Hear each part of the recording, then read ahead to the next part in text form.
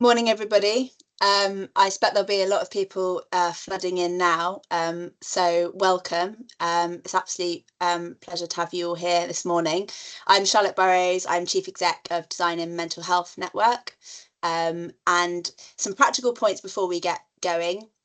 Please feel free to put your questions in the chat. We've got a team of speakers who will be diligently doing their best to answer them as we go along. We hope to have a bit of time later on for a few questions, but do put them in the meantime. We've got no planned IT failures, but in the case that we do have one, we'll be doing our best to mitigate that as soon as we can. And any sort of support with that will be gratefully received. We have a packed agenda, so I'm going to get right to it. This session is about the Brook, specialist inpatient unit for people with a learning disability and autistic people in the Southwest. And it's really about sharing the learning you can bring as well. And I'd really like to welcome Jill Crook, who's the Regional Director of Nursing for NHS England Southwest, to share her thoughts and reflections and open us up for this morning. Over to you, Jill. Thank you. Can everybody hear? I'm seeing notes on the thing that people can't hear. Angela? So I can hear. Yeah. People are putting thumbs up, so it might just be there are particular issues for particular people. So I would suggest that if people can't hear, then just leave and try and rejoining again. Brilliant. Thank you. Well, good to see everybody. So Charlotte has kindly introduced me. I've been with this project since 2013. And if I give you a little potted history, just to sort of, because I'm very, very proud of where this project has got to. In 2013 or early 2014, I was asked to lead the Transforming Care programme for the whole of the south of England. For those of you who may not be aware, Transforming Care was put together very much around bringing individuals who'd been in hospital far too long back to their home communities. When I took on the role on 2.5 days across the whole of the south of England, what became very, very apparent very, very quickly was the number of individuals from the southwest that were out of area. So they were being, we had people in Nottingham, Northamptonshire, we had people in Newcastle. It was absolutely, significant numbers of individuals were in hospitals out of the southwest region. From that point on, I took every opportunity at any national meeting to really say we absolutely need funding for the Southwest to have some facility, inpatient hospital facilities for some individuals. What we were also really conscious about was that we didn't want to replicate large hospitals. It probably took me about 6 years, and I think by the end of it, everybody was so fed up of hearing me say this, that in the end, having put together a business case, we were allocated £40.5 million for the Southwest to build 2 units. I think it's fair to say, and I know some of you will have been on this journey with the team that started this. Initially, we were looking at 40 beds, but with the work that was done in the Southwest to really reduce length of stay and really maximise community services, there was a decision made that actually what we needed to do was have 2 units of 10 beds, but these would be really, really good quality units. And I'm really proud to have visited the Brook recently. So I've seen its transition from a theory to in practice. And I think one of the things that's really struck me was the beautiful design. So for the design team, I think it's fabulous. The corridors are light, it feels airy, the decor is lovely. There's some brilliant sensory facilities as well. And I think the other big thing for me is the outside space, and everybody having, if anybody is an inpatient there will be that option to have some outside space and use it. So I think for me, if I'm honest, I think seeing this development and seeing the work of all of you, some of the team are here today with us, the design of it, the building of it, the actual getting through a very wet winter when I didn't even think, is it going to happen? And actually getting to a place where it is now being able to have individuals admitted there for a very specific reason, I think is absolutely brilliant. I think the other thing I would say, and I know we've gone against the grain in the Southwest, because obviously we don't want to use inpatient facilities unless it is absolutely essential. But I think we've all come to the conclusion that if somebody does need specific treatment for a period of time, it is much better that we keep them in the Southwest near where their families are and where they can continue to have links with the community services. So I think I'm going to stop there, Charlotte, if that's all right. But I think that's just a little bit of my journey. But I can only say how proud I am of the Brook and its inception. So thank you very much. Thanks, Jill. And it's really great to have you champion the importance of good design at such a strategic level and having led that. So we're just going to move on. I'm going to give you a little bit of context about Design and Mental Health Network and set the scene before we get into the thick of it for today. So we're a UK-based charity, and our purpose is to improve mental health outcomes through better design. And what do we like to do? We like to do things like this. We like to connect and convene people, showcase the learning, share the evidence, share the innovation, but also talk about what's not working as well as what's working well. We do this in quite a big way every year in June at our conference. We do this in smaller ways as well through individual events and webinars. We invest in the evidence regarding design, and we like to bring it into practical guides and tools and insights. And we'll talk more about that at the end of today's session. And we work in partnership with lots of different organisations in the NHS and social care and education, and also with organisations like the Building Research Establishment, where we're looking at independent product testing to improve safety in mental health environments. So next slide, please. You can skip over that one, I've covered that. But actually, sorry, can you pause from that a moment? If you want to find out more, you can scan the QR code, but we'll share the slides afterwards. Great. Next slide. Thanks, Angela. So the impact of design in healthcare. Good design is often invisible, but poor design is impossible to ignore. A few snapshots in today, but I expect it's something you've all experienced. Next slide, please. So I want to introduce Liz Lavender, interior designer and expert by experience, to bring that personal bit to life. Personal bit to life. So following on from Jill's introduction, I was one of the parents whose children was sent across the country, and I live in Somerset. He happened to end up in Kent, very, very unwell. And I, of course, visited him, and this was the family room. And this was the family room which was engraved in my memory on his 16th birthday. He was extremely unwell. The environment didn't help. And I think for me, the huge impact it had on me as a professional interior designer, I was truly shocked by the environment. And I know that staff had probably done it with all the right intentions. It was yellow and bright and jolly and red, green plastic. And actually, from a design point of view, I realised what a damaging room it was and how it could be different. And I think that started my journey as an expert by experience, as an interior designer, to actually stand up and go, why is it like this? Can it not be different? And that journey ended up with being involved with the design of the Brook, which I'm really proud to have been involved at, and also being an associate of the Design and Mental Health charity, which I'm really proud of. Over to you, Charlotte. Next slide. Thanks, Liz. So the case for good design in healthcare, we think, is clear. There's strong evidence that well-designed healthcare have measurable positive outcomes, whether that's improving patient outcomes, but also increasing staff well-being and effectiveness. But design decisions are not neutral. They can help, and we'll talk about that today. They can also hinder. Whether it's soundscapes, family room layouts, the design and impact is significant. And we think good design can be quietly transformative. Next slide, please. This hopefully, or hopefully not, but probably does resonate with many of you. So it hit me when I found it in a research paper that staff and patients have come to expect that NHS environments will be unpleasant.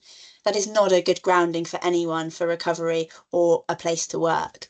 I won't go over the quote, but it just leads to say that this is not a unique experience. Next slide, please.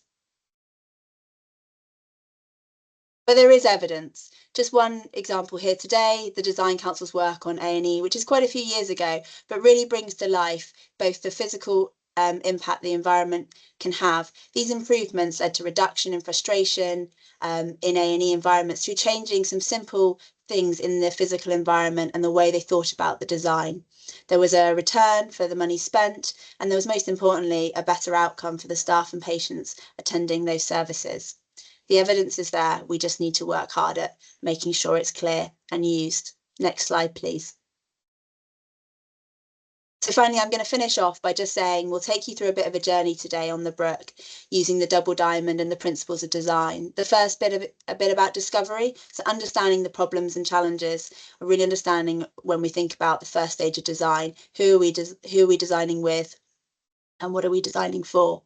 Then into the brief, defining the brief was really important, being clear on what the needs are and defining that in a way in which is understandable to the different stakeholders involved. The team will also talk about testing and learning. It's not about getting everything right here, but it's a team that worked hard on co-production and developing solutions together, testing them out and learning. And finally, hopefully here today to share the learning with you, learn from what you have, and then keep spreading that learning. So without further ado, I will hand over to our first session speaker of the day, Andrew Collier, who's Estates Delivery Lead for Somerset and Devon for NHS England. Thanks, Charlotte. So Andy Collier, Estates Delivery Lead for Devon and Somerset, and also the Southwest Capital Lead for anything mental health related for our team. I'm here today to present on my own behalf, but also on behalf of Mark Barrabola, Director of Estates from DPT, because Mark couldn't make it today. Next slide, please. So Keith, first decision the design and project team had to make was around site selection. Next slide, please. Yeah, thank you. So this is a unique service requiring a bespoke building. We felt that refurbishment wasn't going to be ideal because getting the functional suitability would be extremely difficult. So new build was the option we wanted to go for. And that would ensure that we could meet the needs of a patient group which were complex. The project team ensured that lived experience support was provided right from the outset of a project right through to completion. And at an early stage, CQC guidance was used to find the best fit for the site location, whilst the clinical model was still being developed to help accelerate the project. The CQC guidance, next slide please, had several key criteria which were really useful. The site had to be within walking distance of a community, good transport links, sufficient space to develop the units as a proposed configuration to get the right functional output.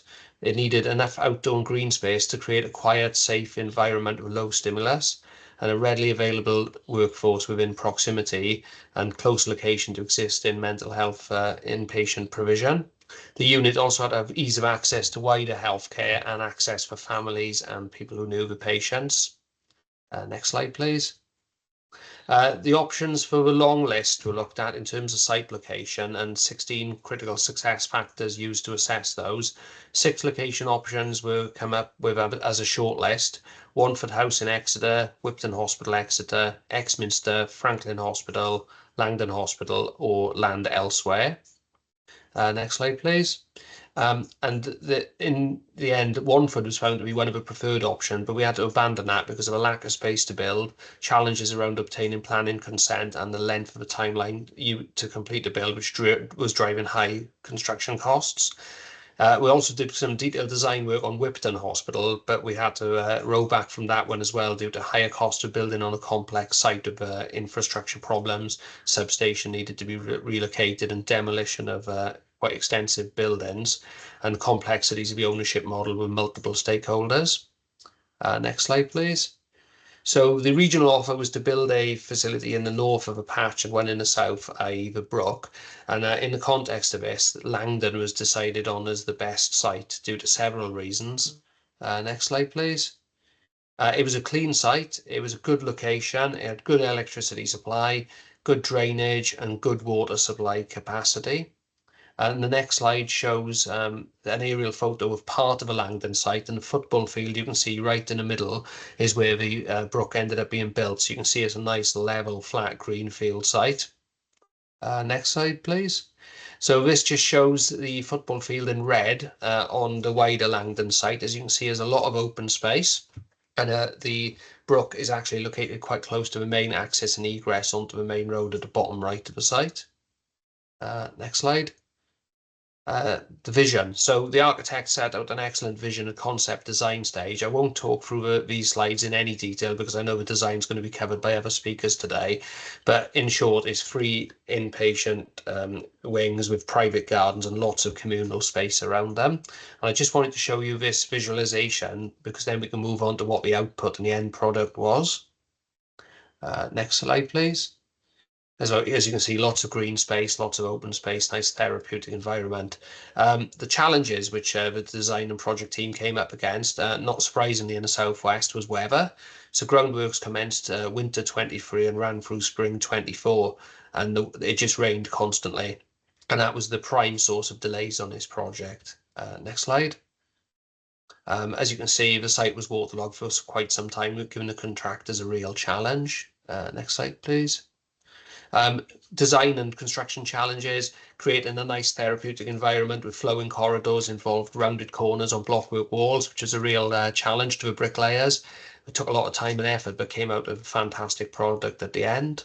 Next slide. Solar, we use solar to the best effect to up the sustainability rating of a building, which required additional safety measures and fire risk assessments. Next slide. This is showing the steelwork going in to support the staff external corridor and the patient gardens. And I just wanted to put this in because it shows, everything had to be thought of in terms of risk of absconsion and how the environment could be best suited for the end users. Next slide, please. Typical risks on the project were capital funding and budget being exceeded and recruitment of a large complex MDT team, both of which were mitigated successfully. Next slide. The outcome. So if we look back at the visualization slides, and we can see the outcome is actually spot on. The design team did a great job of, designing the project up, and the contractors and DPT project team did a great job of delivering it. Fantastic looking facility. Next slide. You can see lots of open space. There's lots of communal space within the building itself and within the courtyards as well, and lots of outdoor areas which could be used. Next slide. Yeah, it's very, very open site, very airy, good for low stimulus and calm environment.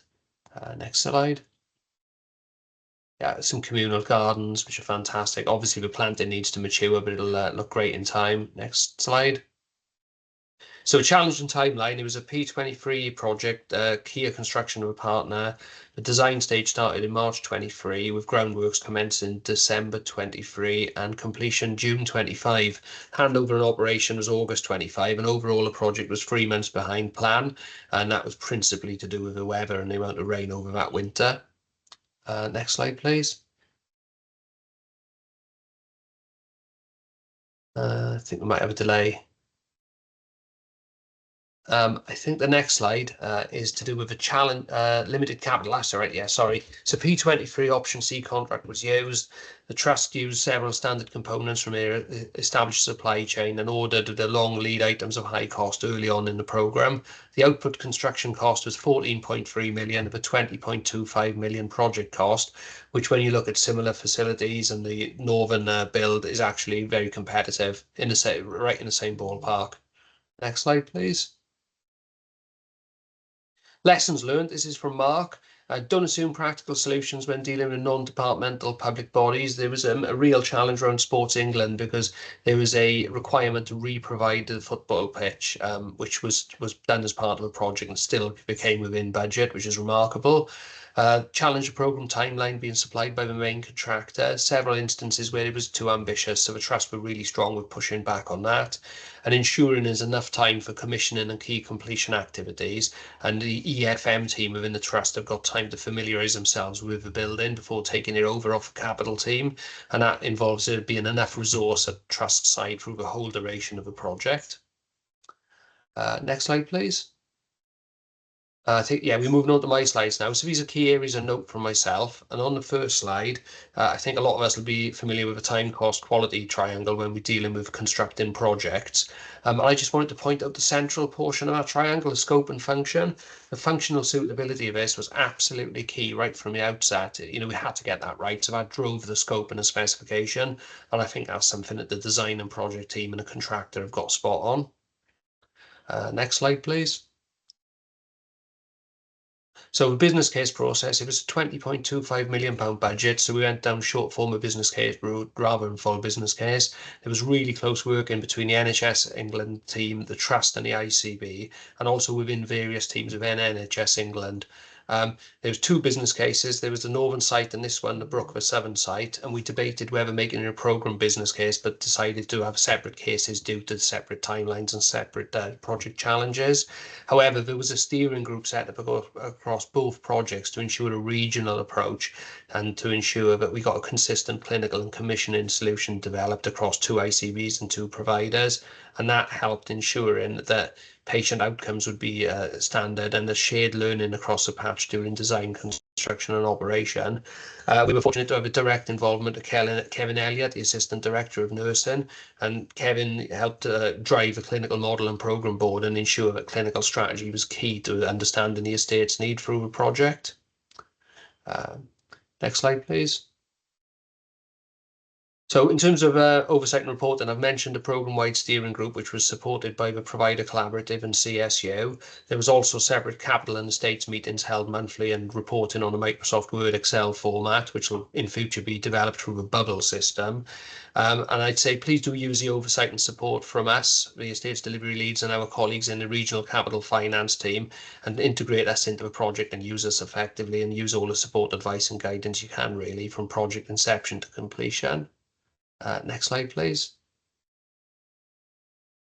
The people involved really made the project. Everybody had a huge amount of commitment to time and energy and a flexible approach around their ongoing work commitments and showed a passion for delivering an outstanding project and outstanding benefits to the patients. It was patient focused right from the start. It was a broad range of stakeholders across many disciplines, and joint and collaborative working was key to the success and the information sharing, which enabled the technical knowledge to be utilised properly. Next slide, please. Strategic capital planning. We're all aware of the constraints and challenges of short-term capital planning, but we're moving to a multi-year settlement now, which enables longer-term capital planning aligned to service strategies. So I just really advise everybody to try to position your schemes for future capital planning, refresh your capital pipelines at trust level and system level. And I think, you know, getting on with that work as soon as possible is really important. And the effective collaboration of NHS England colleagues, please do use us to help you on your projects and, you know, get some advice and guidance, because we've done some similar projects now across the country. And I'd just like to thank you all for your time, really. Thanks, Andrew. That's brilliant. Thank you for the reflections and also the tips for future planning. I'd like to hand over now to Rosemary Jensen, who's Director of Jensen Architects and also speaking on behalf of Collier. Thank you, Charlotte. So I just to introduce myself, I act as an independent healthcare design advisor, and it's quite a unique role, and it's really about championing evidence and experience-based design from the outset of appointment of Collier all the way through. And I'm really pleased to say I was able to visit the unit up and running last week, and it really is testament to all of the hard work and the engagement that took place, which takes me into the co-production in practice and learning from the Brook. So next slide, please. So co-production, it is absolutely a cultural necessity. It's embedded within the NHS Constitution and NHS England plans. And whether it's co-production, co-designing, but effectively the mantra of nothing about me without me is a key strategy really for driving improvement and change, and was very much promoting the partnership between people with lived experience, design, construction, clinical and nursing professionals. And we were able to really optimise that on the Brook. Next slide. I am a fan of grammar, and you do have a right to be involved, and you are absolutely right to be involved in terms of lived experts by experience and lived experience experts. The transformational change really happens when we listen, observe, and engage to incorporate insights and feedback from those who use and draw upon the NHS services. And the transformation at the Brook occurs both as a result of the process as well as the end product. So this has been so much more than just physical bricks and mortar. We sought to think creatively and to ensure that the engagement meetings and workshops visits were enjoyable, meaningful, and importantly, had an impact on the design as we were developing it. Next slide, please. So my Brook journey started in 2018 when I first heard of Dolph's Room, which is a story of how the environment has a life-changing impact for both Dolph, his family, and those who supported his care. And if any of you aren't aware of this, I'd encourage you just to Google it and watch the YouTube videos. It's really powerful. As a team, we had delivered the Mitford Adult Autism Unit in Northumberland, of which you'll hear lots of reference today, with care and with medical architecture. However, we wanted to really expand our knowledge and to understand how we could better support and deliver a positive experience for all of the building occupants in this proposed learning disability and autism unit in Devon. And to do this, we need to engage with experts, those with lived experience. And as an architect, the power of the story and hearing first-hand experiences really resonate. And this started for Collier whilst we were bidding the project, so before we'd actually been awarded it, really in terms of upskilling the team and understanding the challenge and the opportunity that was being presented. In our research, this was captured beautifully in Beth's story, and that's supported by the Changing Lives charity. So all of these are available online. And Beth had spent 3 of her late teenage years in a seclusion room before moving to a purpose-built facility at Merseycare. And in her own words, she is a changed person. The staff are awesome. They understand. I'm happier now and looking forward to the next stage of my life. And that became our goal and our focus on the Brook.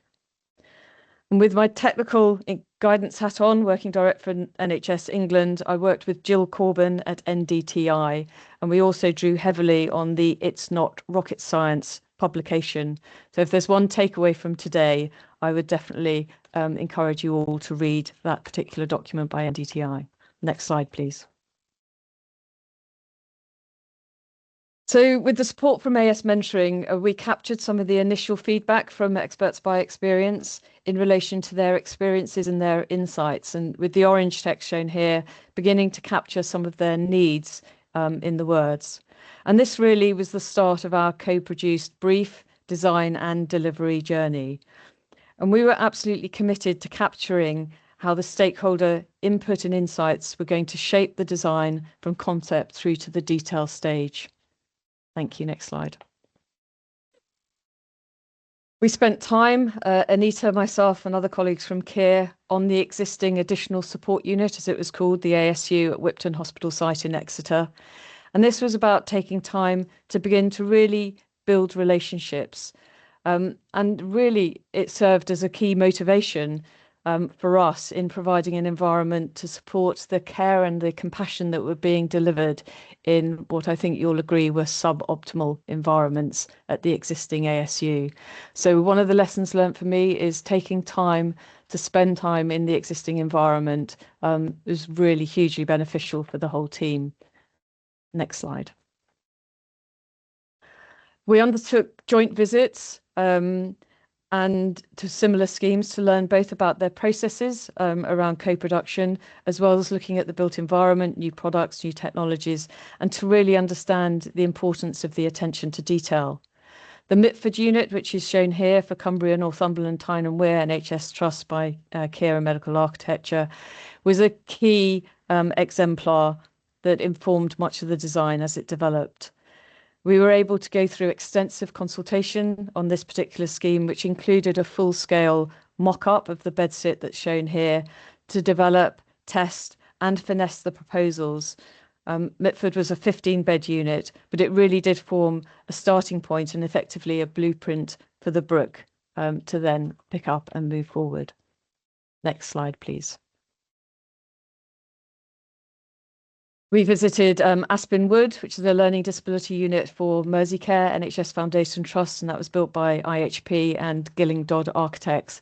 And what we found in undertaking these visits, it was, as well as looking at the new facilities and being able to learn lots of lessons, it was also about connecting and connecting organisations and individuals for support as we were developing the Brook. So Joey, who's shown here, was very accessible for staff to put their challenges, to contact him after the visits. So it was really powerful, not only in terms of looking at the physical environments, but also in making those connections. The Aspen Wood scheme, it is a different scheme. It's a 30-bedded unit. It's a slightly different patient group. But one of the key learning there was about the attention to detail and about the small adjustments delivering really big impacts. And that was invaluable for us. I think a lesson learned, and we did this on the Brook, was lots of photographic records, notes of the visits, so that they were shared with those that weren't able to attend in person, and they were presented to the wider group. And I'll touch on the clinical reference group towards the end of the presentation. So it is very much about making those connections in terms of hearing those different perspectives through co-production. Next slide, please. One of my favourite activities is in undertaking the day in the life of, and this was undertaken just prior to the layouts being signed off to really make sure that everyone was comfortable in operationalising the activities that were going to take place and making any adjustments that we needed to. And as you'll see, this was a very multidisciplinary team. We had nursing staff, we had therapists, and we had expert by experience representation as well. The purpose of it was really to test that layout, to stress test it against activities over a 24-hour period, so from 7 a.m. to 7 a.m, and to map out some scenarios. And it was intended really as a validation exercise, one which would help us to finalise those floor plans and also support really robust sign-off with everyone comfortable that they understood what was being proposed and that any adjustments would be taken on board. And it really enabled us to present the scheme in terms of the overview. And I know Anita is going to come on to that, so I won't dwell on the design drivers. But it really enabled us to check and challenge, to make sure to talk through staffing models, how patient in this unit service users do as a minimum have a one-to-one staffing at all time, understanding the shift patterns, the ebbs and the flows of the unit and the daily life. And really interrogating that 24-hour period, setting some challenges in terms of alarms going off and how people would respond. So this was invaluable. It does take a bit of time. We managed to do this actually in half a day. Ordinarily, it would be a full day workshop, but it was time really well spent in terms of validating the design and moving it to the next stage. And I think it really firmed up our offer in terms of what we were trying to achieve with the Brook, which was really very much focused on safety, on choice, and on control for a positive environment. Next slide, please. The clinical review groups were a key touch point throughout the life of the project. And I think that's a sort of key lesson learned for me in terms of the co-production, the co-design, the co-development. It's making sure that we do have those regular touch points. They weren't always in person. Occasionally we were on MS Teams, and certainly the clinical review, the formal monthly meetings were all on Teams. And again, we had expert by experience representation on those. It was also very useful, and you'll see some examples of how we went into the detail on these, that we could test each time in terms of the decisions. How is this supporting our goal of collaboratively creating a safe, therapeutic, adaptive space to support care, promote independence and self-value? So it was a key sort of lesson learned, was that was really, really helpful, and it was very inclusive and informative. Next slide, please. Apologies if the dog's barking in the background there. A couple of key challenges, and I think Charlotte mentioned, we didn't get everything right. But what we did do is we really debated and tried to better understand and achieve a balanced view in terms of some key topics and tensions. And some of these matters arising were through interpretations of the NHS technical standards, specifically fire for this particular unit, and balancing our approach to risk and therapeutic choices. So things like the kitchenettes, so all of the flats, the living units have their bedroom and ensuite. They also have a living area. And as part of the promoting independence, the kitchenettes, and clearly there are some challenges and some risks around those. So learning from both Mitford and the team locally, we were able to develop a solution that closes those away when they need to be and can open them up when that's appropriate. Another point of detail was around the windows. Obviously now with mental health environments, a sort of a standard is sliding horizontal sash windows which have a mesh, which give you the sort of natural ventilation, but also the ability to open the windows. We felt for the Brook, because we'd got all of the rooms are sort of inboard, if you like, and self-contained, that actually if there was an opportunity to take the mesh away and not have that on the inward facing rooms, that would be hugely beneficial in terms of just feeling that flush of fresh air on your face and creating a sense of normality within that environment. So again, this was debated at length, and we landed on retaining the mesh for windows that were outward facing on the perimeter of the building and removing those for those that were on the middle. But everyone was involved and engaged in those discussions and that decision. Thank you. Next slide.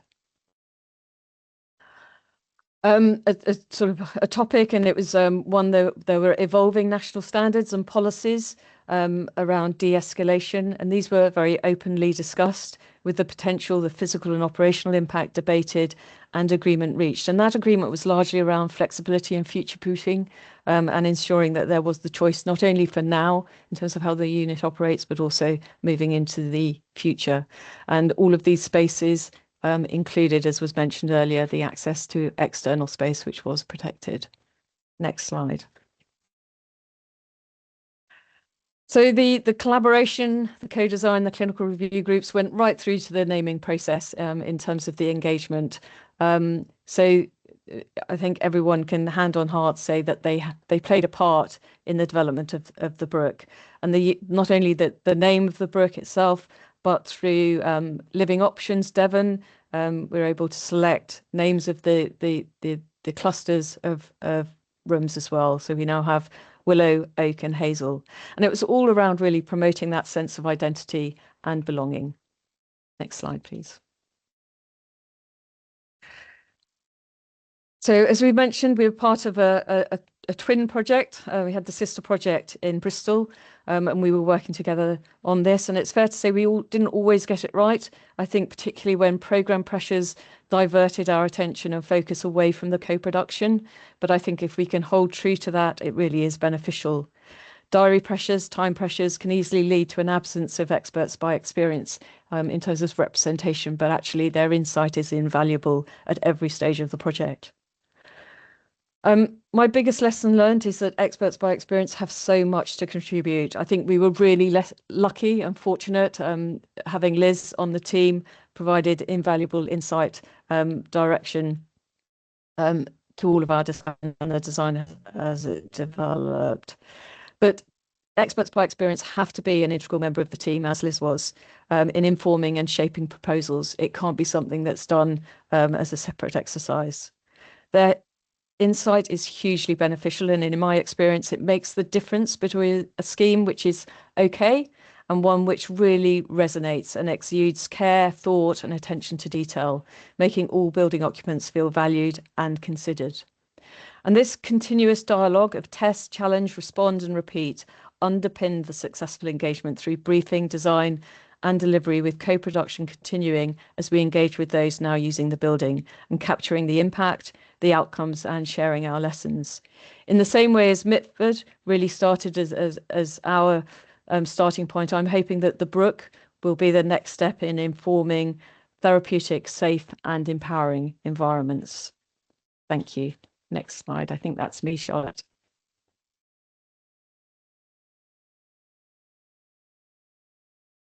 Thank you, Rosemary, and thank you for also bringing it to life as well and giving some of the real practical examples and the design processes that you followed that also everyone can follow. A day in a life is a really practical and easy tool, a way of working that many people can use when you're looking at designing spaces as well as services.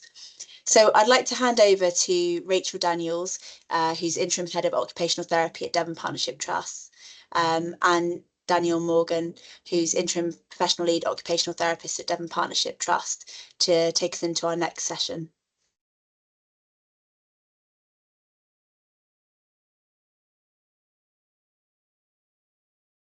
Rachel, you need to take yourself off mute.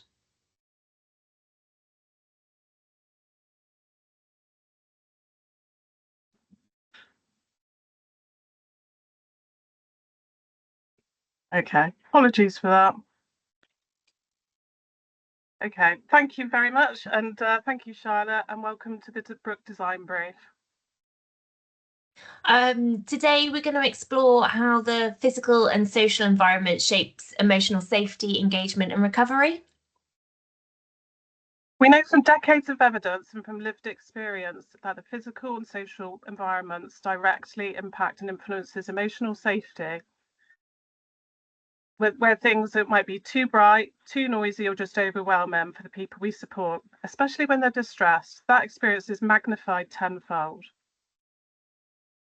That's exactly why embedding sensory-informed design is so important. By doing so, we can reduce anxiety and distress, support self-regulation and calm, prevent sensory overload and escalation, and generally make care more accessible and inclusive, affirm neurodiversity, fostering autonomy, engagement and recovery. They're not just nice ideas, they're grounded in frameworks like the Model of Human Occupation and measured with tools like the Residential Environment Impact Scale. As previous people have said, there's strong evidence base behind this, and it's something we see reflected in clinical outcomes and everyday practice. And it's not just about theory, it's about practical change. We've learned from other new units that having sensory-informed design from the outset is far more effective than trying to retrofit changes later. When you build in sensory-friendly principles from the beginning, you create spaces that are welcoming, calming, and supportive for everyone, staff and service users alike. So when we're talking about sensory-informed environments, we're talking about spaces that are not only evidence-based and measurable, but also co-produced and truly recovery-focused. It's about being proactive, using what we've learned from other units and our own experience, and making sure the environment itself becomes a therapeutic tool. One of the strengths of this project is that we're not started from scratch. We've been learning, testing and refining ideas for several years now across different services and projects. We use the Residential Environmental Impact Scale, or the RICE, to evaluate how environments support or hinder recovery. So when we applied it in the additional support unit, ASU, it highlighted how things like lighting, acoustics and layout directly impacted occupational engagement and emotional safety. And those findings were useful in shaping the Brook, ensuring design choices and actively reduced barriers and promoted well-being. We also ran a quality improvement project that explored how zoning the environment could support regulation. This project was co-produced with service users, families and staff, and it gave us experience of different spaces, when they need quiet and calm, when they need stimulation, and how transition between spaces can either help or hinder regulation. That learning has been really influential in how we think about designing flexible zones within the Brook. And we've also been guided by the concept of capable environments, so spaces that enable people to build skills, confidence and autonomy rather than limiting them. So simple design choices like providing access to the laundry or the kitchens can reduce dependency, promote dignity and lower the need for restrictive practices. And finally, we've learned from delivering our sensory integration to fidelity into our clinic space, which is also known as the sensory gym. That fidelity work is really important. It means interventions are structured, evidence-based and measurable. It reminds us that having a sensory room isn't enough. What matters is how the environment and interventions are delivered, so they genuinely support self-regulation, participation and recovery. So when we're talking about learning together, it's not just a phrase. We've taken structured audit tools like the RISE, co-produced projects on zoning, the principles of capable environments and fidelity-based sensory practice, and woven them into the DNA of the Brook. That way the building itself becomes a therapeutic tool, one that's measurable, co-produced and truly recoverist. One of the most valuable experience for me was visiting Mitford with the architects Anita and Tony, the ward manager Rebecca, and DPT estates manager Cray. We were welcomed by the team at Mitford, who were incredibly generous in sharing what they'd learned from their unit, including clinical outcomes and practical strategies. One thing that really stood out was the approach to avoiding corridor culture. They showed us how thoughtful design and routines can prevent people from feeling isolated or disengaged in shared spaces.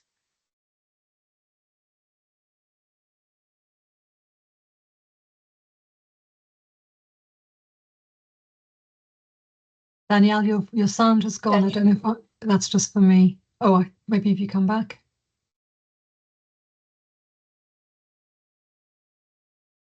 Sounds like it's gone. Rachel, do you want to? Are you okay to? Yeah. So it's easier for communal areas to become just thoroughfares if we're not intentional about how they're used. Mitford's experience really highlighted how the environment itself can shape social interaction and engagement. We've also learned from our new units that having sensory-informed design from the outset is so much more effective than trying to retrofit changes later. When you build in sensory-friendly principles from the beginning, you create spaces that are welcoming, calming and supportive for everyone, staff and service users alike. It's about being proactive rather than reactive. By embedding these design choices early, we can avoid common pitfalls and ensure the environment truly supports recovery and participation. So let's talk about the physical space, why it's so important. Because the environment directly shapes how safe, calm and in control people feel. The right design reduces sensory overload and distress while promoting autonomy and dignity. Take lighting, for example. Harsh fluorescent lights can feel overwhelming, and softer lighting can support people to regulate their mood and reduce agitation. Sound matters too. Good soundproofing means people aren't consistently battling against background noise, which can be exhausting. Zoning is also key. Sometimes people want a lively and social environment. Other times they need calm and quiet. Having clear zones that lets people choose what they need in that moment, giving them control. Private bedrooms with en-suites and even kitchenettes are more than just a design choice. They protect dignity, privacy, especially for those who may feel vulnerable. Having your own space to shower, cook, or just retreat to is about creating normality. It restores a sense of home rather than hospitalization. And when we talk about clear signage and accessible layouts, it's about orientation and independence. If people can easily navigate the space, they don't feel lost or dependent on staff for every movement. That builds confidence and reduces stress. And we mustn't forget the natural environment. Access to green space or even a view of the trees and gardens has proven benefits, lowering stress, improving sleep and supporting recovery. For many people, being able to sit outside or connect with nature is one of the most healing parts of the day. So when we talk about physical space, we're really talking about creating an environment that does the heavy lifting for recovery by reducing distress, giving choice, and helping people feel human again. Now let's think about resources. These are the things within the environment that people can use to regulate, to build skills and to feel more at home. Sensory rooms, for example, aren't just nice add-ons. They provide structured opportunities for people to self-regulate when they're feeling overwhelmed or distressed. When used properly, they reduce the need for restrictive interventions and give people safe, positive ways to calm. Outdoor movement spaces are just as important. Movement is regulation. Walking, stretching, or simply having space to move freely helps people release tension and improve mood. For some people, a short time outside can be the difference between escalation and recovery. Visual supports like display boards to put up timetables, picture cues, or colour-coded zones make the environment predictable and reduce anxiety. They're especially important for people who are autistic or for those who struggle with processing lots of verbal information. Personal belongings is another bigger one. Having your own familiar items like photos, a blanket, or music can reduce anxiety, provide comfort, and help people feel more like themselves. It creates continuity between home and hospital.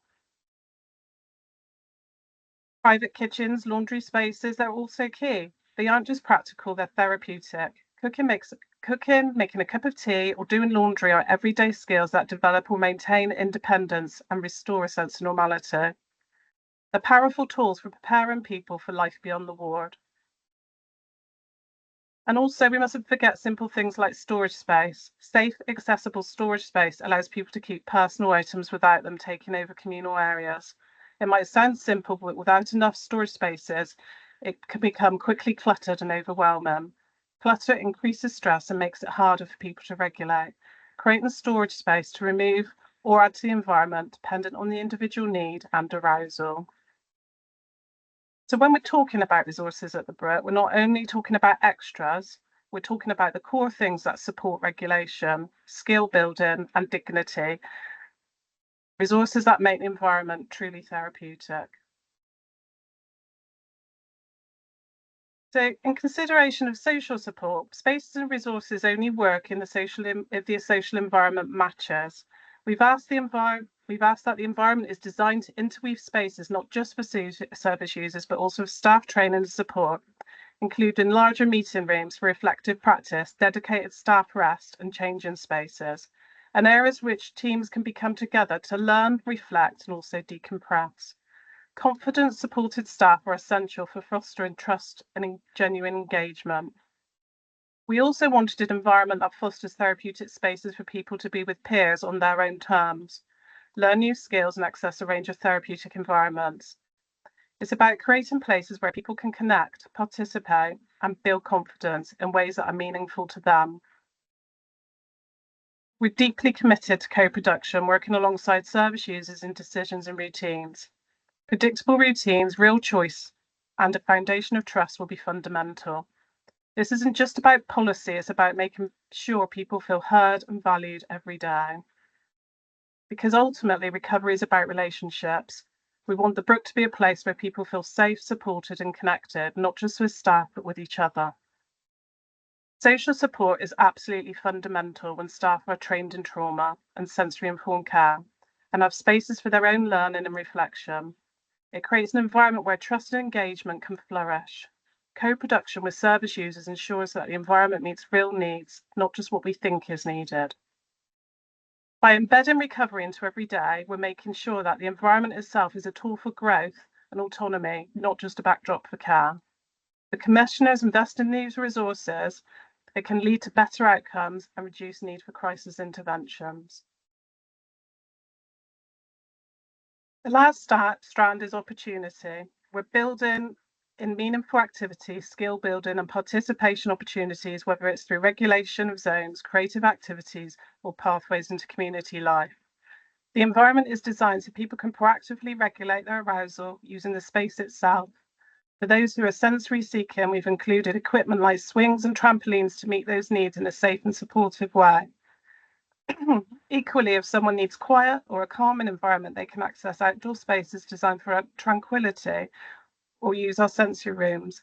It's about making sure everyone has the right options to manage their own well-being, whatever their sensory profile. We've also made sure that the family room and the links with the local community are central to the design. This is really important for maintaining relationships, supporting discharge planning, and ensuring safety as people prepare for life beyond the Brook. It's about keeping those connections strong and making sure people are ready for the next step. That connection between environment, therapy, and opportunity is what will prepare people. So to summarise, the Brook is more than a new unit, it's a therapeutic environment designed with evidence, co-production and recovery at its heart. It's a chance to rethink how spaces can actively reduce restrictive practices, affirm neurodiversity and promote independence. And we can only make this vision a reality by working together. Clinical teams, estates, exec leadership all have a role in shaping this. Finally, we'd like to share some projects we've developed across Devon Partnership Trust, many now embedded in our occupational therapy culture of care offer. These reflect our commitment to co-production, sensory-informed practice and improving patient experience. The RICE audits were completed by experts by experience and occupational therapists. This has been a huge achievement where we've been collaboratively assessing ward environments, creating tailored action plans for each ward with annual reviews.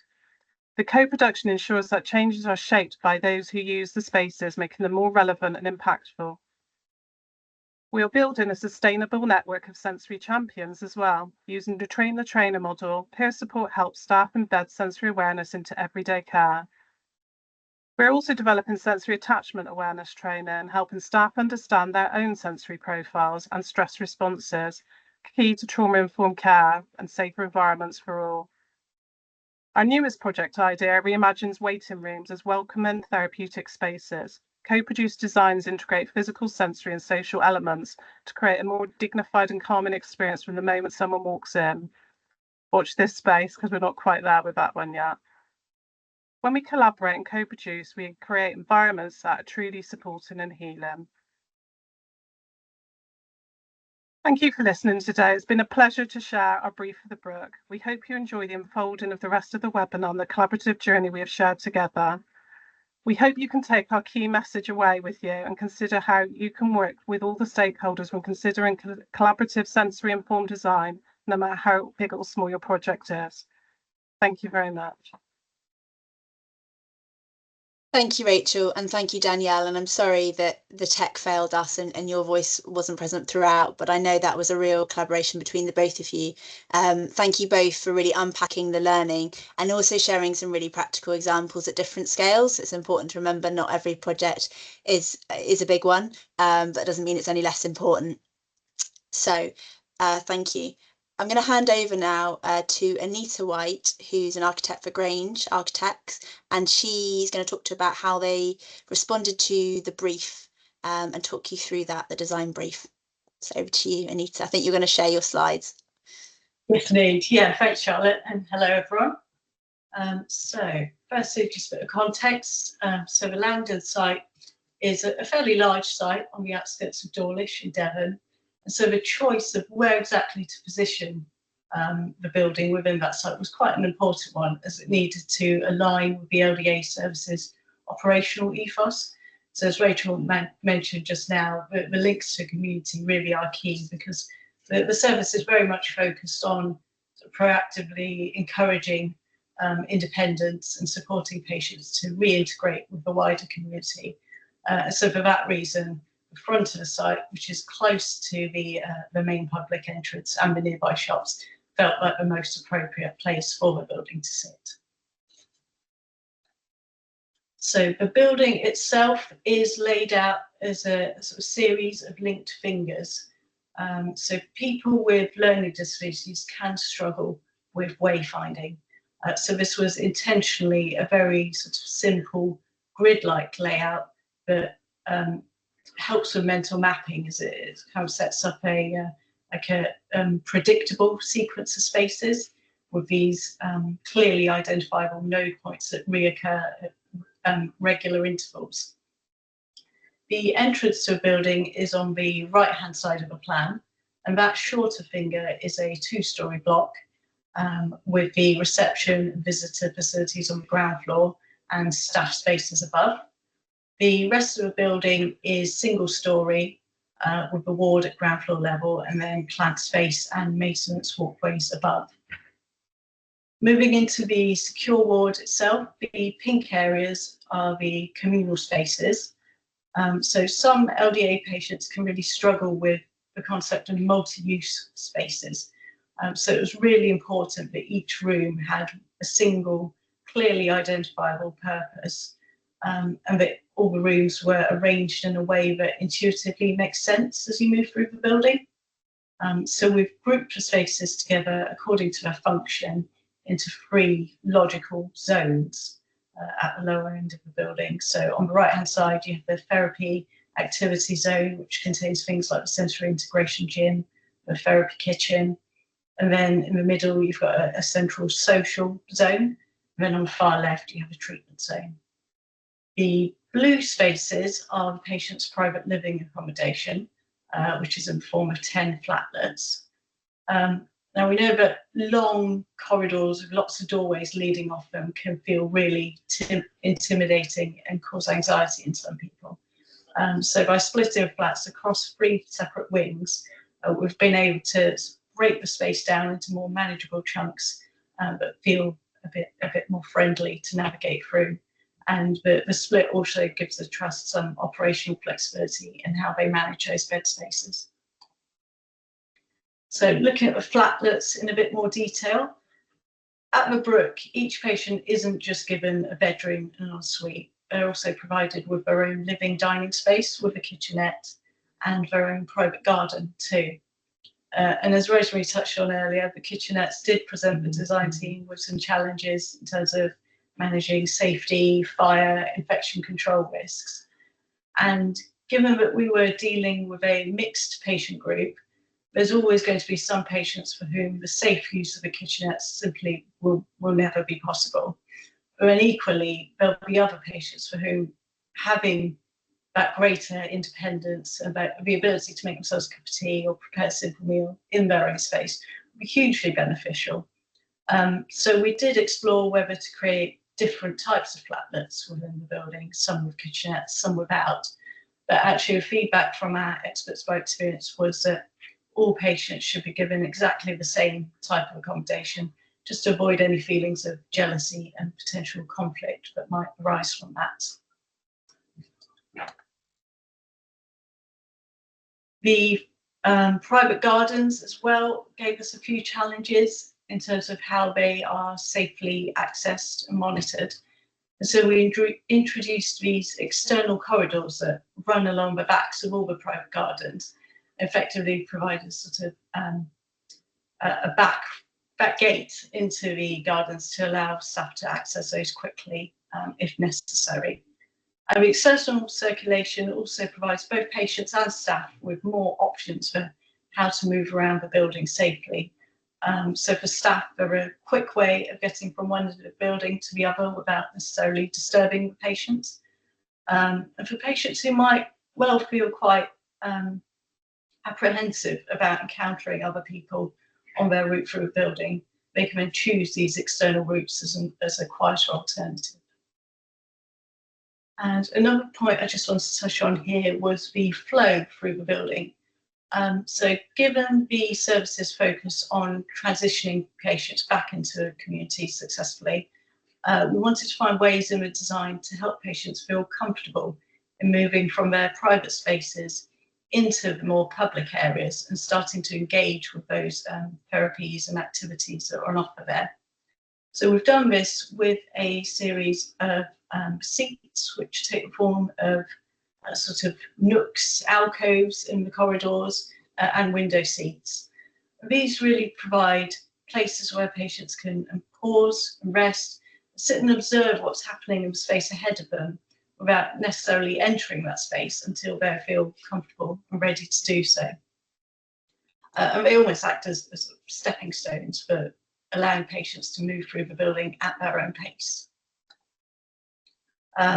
Other features that we incorporated to aid movement through the building are these lovely sweeping curves on the main circulation routes, the use of different ceiling heights to, again, visually break up the space into manageable chunks. And then all the exposed corners and window reveals are radiused, so to eliminate any sharp edges that can be used for self-harm. So external space was really, really important. That's one of the key messages that came out of the co-production sessions. So we all know how beneficial access to the outdoors can be for well-being, but for people with sensory processing differences, it's extra important as it provides an opportunity to be able to escape from a situation that might be just becoming overwhelming indoors. It's an opportunity to get outside, away from that situation, and start to de-escalate and self-regulate. So having lots of visual and physical links to the outdoors throughout the building was really a key design driver for us. So the internal spaces are arranged around a series of garden courtyards, each of which provides a different sensory experience. So you have a visitor garden, a large therapy activity garden, and a quieter sensory garden with more lush planting, places to sit and rest, and then a large sensory integration garden on the end of the building, which provides space for physical activities and sensory play equipment. So you can see from a photo on the left, there's obviously a really strong connection between the inside and the outside. It helps the interiors feel really open and bright. We've tried to keep the fences and the roofs as low as possible, well, obviously maintaining security, but it gives that lovely big view out to the sky and a sense of openness. And all of the courtyards feature integrated canopies, which help to keep the interior shaded, but also allow all the garden spaces to be used in any weather. And then with the landscaping around the building itself, Langdon Hospital is lovely sort of open space, lots of mature trees. So we wanted to try and reinforce that parkland character. So the grass, as this photo was taken, the grass was just starting to come through. But the idea is that will be allowed to grow much taller into a meadow, and then paths will be mown into that to create this lovely meandering walking route for patients who are on grounds leave to enjoy. One of the key messages that we took from a brief was that feeling safe is the first step to recovery. Being admitted to hospital can obviously be very scary and distressing. And so we tried with the design to make it feel as welcoming and approachable and safe as possible, both inside and out. So the design uses familiar forms on an almost domestic scale. You've got the pitched roofs, which give each of the wings almost house-like look, which instantly feels familiar and non-institutional. And then we've used a simple palette of natural materials, which are all warm in tone and haven't got any sort of intricate patterning, but can be overstimulating for some people. So we have the slate and the brick, which again are very familiar domestic materials. The brick has a lovely tumbled finish, which gives it a really soft, gentle look. And then we've colour matched the mortar into that to avoid creating these strongly contrasting lines in the facade. There's also areas of timber cladding and render. And for the render, we chose a muted sandy colour, which avoids any glare when the sunlight hits it. And the form and the orientation of the building also has been thought about to create a comfortable internal environment. So people with sensory processing differences can struggle with overheating, glare, fluctuations in light and temperature. So we've orientated all the flats and the communal spaces to face northeast, which helps to ensure a stable environment throughout the day. And obviously we do have a lot of glazing to get those views and links out, but all the windows have been quite carefully positioned, and they all feature integral blinds to allow individual control of the environment in a safe way. So finally, message I really wanted to get across was that good sensory informed design isn't just for neurodiverse people. We can all benefit from spaces that are calmer and quieter, more adaptable. So in the design of Brook, we're obviously catering for a mixed patient group. We've tried to provide adaptability and ways for the environment to flex to suit different sensory needs. And while we're focused very much on the inpatient spaces today, actually there's been a lot of care that's gone into the visitor and staff spaces as well. The second point just wanted to share was that we feel that one of the successes of this scheme is that it has been designed very holistically. So there's a common language running through the architecture, the interiors, the landscaping, all the stuff that you see on the surface. But actually there's been a huge amount of work that's gone into coordinating the structure and the services under the skin of the building as well, which all comes together to create this calm and uncluttered whole. So I particularly enjoy the contrast between these two images here. On the left, you've got the building sitting gently amid the rolling hills of Devon, all feels quite tranquil. And then you have the other photo, which is the plant space above the ward, which feels like a different world entirely. It obviously looks quite chaotic, but actually it's been very cleverly integrated. So all the services are sat up and away from the ward, integrates with the architecture, and just puts all of those services out of sight and out of hearing as well of a patient and allows the trust to maintain everything from above without disturbing the patient. So there really is an extra level of care, attention to detail and good teamwork needed to create a good sensory informed design. But ultimately this benefits everyone. It creates better, healthier spaces for everyone. And that's me. Thank you very much for listening. Thank you. Thanks very much, Anita. So we're going to take a short break now till 25 past. And when we come back, we're going to hear from Liz, Steve and Anita in getting really into the detail of colour, light, sound and furnishings. So please don't go far, but please grab a refreshment and we'll start back promptly at 11:25.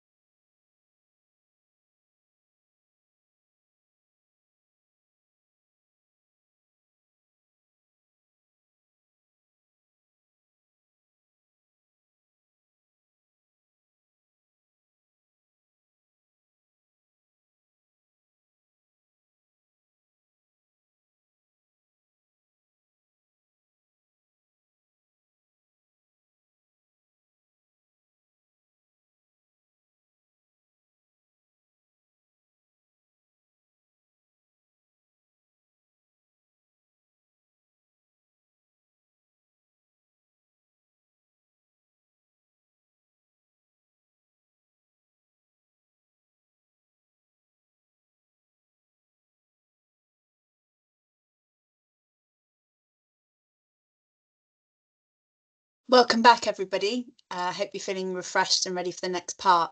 So I'd like to welcome Liz, Steve and Anita to dig deep and give us a detail on colour, light, sound and furnishings, along with we'll also be showing a short clip from Infection Prevention Control team, who unfortunately couldn't join us today, but specially recorded a session. So over to you, team. Hello, welcome. We're going to do this in a chatty format because we have so much to share. So we have prepared some slides and we're going to have a chat through them and really just let's get talking. So next slide. So sensory informed design, what we're going to cover today, and there are lots of elements involved, is light, colour, sound and furnishings. And we're going to explore why and how these elements were considered and how the design evolved into an environment that supports the patients and staff. And I think that's a really important factor, is how the building supports everybody to feel safe and support recovery. Next slide, please. So I think the fundamental part that's come out through all the discussions so far is the link to nature and its importance, and we will talk through the whys of that. It's not a luxury, it's a vital part of our health, and the further we get away from it, which often happens in mental health units. My son sometimes wouldn't know what day it was, he wouldn't know what time of day it was, he had no reference. So I think it's really important to always remember that, and that doesn't necessarily mean, as I often see, putting a photograph of nature up on the ward. It's a different way of doing it, so we're going to explore the elements. Yeah, I'd just like to say on that, Liz, the colour palette is nature inspired, and also we've really lent into the architecture where we've got natural daylight, which we'll explain as we go along. Yeah, thanks, Steve. Next slide, please. And so we're going to go through light first. So let's begin with the next slide. So there is lots of research. We've pulled together a very tiny amount. But if you start exploring it, there is so much worth reading and lots of TED Talks. It's really informative. And so some key ones that we pulled out: blue evening light delays melatonin, warm light reduces disruption, warm dim evening light improves sleep and the circadian rhythm, circadian lighting in psychiatry improves sleep and mood. And as you can see, these are all becoming, by the time we get to 2023, daylight lowers the risk of psychiatric disorders, night light raises it. So there's lots and lots of research around it. It just doesn't seem to be implemented in health environments that I've seen. So we were really passionate about getting this into the book and how it could be improve the environment for everybody. Next slide, please. So the most important element, daylight, and Anita has covered that beautifully in the design, but it was a really important part of it. And I think walking through the building, you are always aware, whether it is evening time, midday, you can have a sense that you're connected to the outside world, you're not shut away. And that's really important. You can walk outside, you can experience daylight, you can feel it on your face. You are getting those anchors of time and space and where you are. There's lots of evidence to show that supports recovery and it reduces medication. So a really important one, daylight. And it seems like such a simple thing, go outside and stand in daylight, but it's a really important one to remember. Sorry, Liz. I was going to say, it's just that connection with nature again. We had such great views into the courtyards and to the skyline. And one thing we'll cover is when we're looking at colours, daylight really brings out, enhances, the true colour renderings. So natural daylight is really important within the space. Yeah, we as designers can get really passionate about whether it's a north-facing or south-facing room, because it dramatically impacts how the colour looks. So daylight, the mental one to consider, and whether if you're retrofitting a room is think about which way the room is facing. Anita specifically, as she talks through, designs how the light would hit the bedroom, so that they were spaces and integral blinds, but we'll get onto that. So next slide. So we talk about the circadian cycle and the links into light. So as you can see, we've got it up here. You start off in the morning tranquil, cozy, and it goes through the light levels. So warm, gentle, your body is waking up. By the time you get into midday, you've got a much higher Kelvin rate in your light. So it's a bright light. It's telling you, all your body, to wake up, to be alert. And then you go into warm light. There's the tones as it sort of goes into sunset, and the colour and the tone changes. And it's telling your body responds to that by preparing for sleep. Again, that's why access to light and how light is included in the environment is really important, because your body responds to it. Any thoughts, Steve? No, I think you've covered it really, I think the diagram, you know, perfectly illustrates it, the way that actually goes from, you know, warm to cool to warm again. So yeah. So next slide, please. So obviously you can now buy light bulbs in different colours. So you can buy warm white, cool white, daylight. There's a whole range of light colours. We particularly focused on the unit, where possible, being warm white. So this is really reflective of calm, sunset, sunrise. It supports relaxation, and it helps you to wind down. And I think you get a real sense of that when you walk in the building. Obviously, there are clinical areas where medication is dispensed. They are daylight, you know, effectively. It's where you have to do a function, where you have to do something, where you need really pure light as strong as possible. Whereas warm white, that's where you would have that in the evening. You would have that at home when you are winding down. So that's the focus on light colour, really. Yep. Yeah, Steve. Yep. Next slide. That's good. Great. So really, this talks about really just what we just covered: warm light, sunset, sunrise, calm, restful, supports melatonin release, ideal for recovery spaces. Cool light, midday, stimulating, alerting, boosting your concentration, and ideal for active work areas. And I think if we reflect on the hospitals that I've visited and had really quite shocking experiences, there's the use of the cool light, fluorescent light, which is on the whole time, which has a significant impact not just on the patient's recovery, but also on the staff who are in those environments all day, every day. And I think if you've got stressed, tired staff, that actually makes the job even tougher. So if the building and the lighting is supporting everybody, it keeps everybody well, which I think is a really important focus. Yeah, and I think it's a good idea to have a mixture of the lighting, as we discussed, you know, in the workspaces, the cool light, but then staff can transition from that space into the lounge areas, which are warmer light. So it's not a general cool light or a harsh light throughout the day for members of staff as well, which is really important. So next slide, please. So one of the really important things that came over to us through research, through actually giving patients control, really. So the light is flexible. There are dimmers in the patient's bedrooms. There are dimmers throughout the communal areas. The light is diffused. So there is an element of flexibility throughout the building. There are areas that are linked to the circadian cycle, where you can choose whether you want cool light, warm light, so that staff can react and adjust to the patients and how they're feeling on a particular day. And the colour temperature reflects use. So throughout the building, the majority is 3000 Kelvin, warm white. And it really does set a tone. It feels a bit like a hug.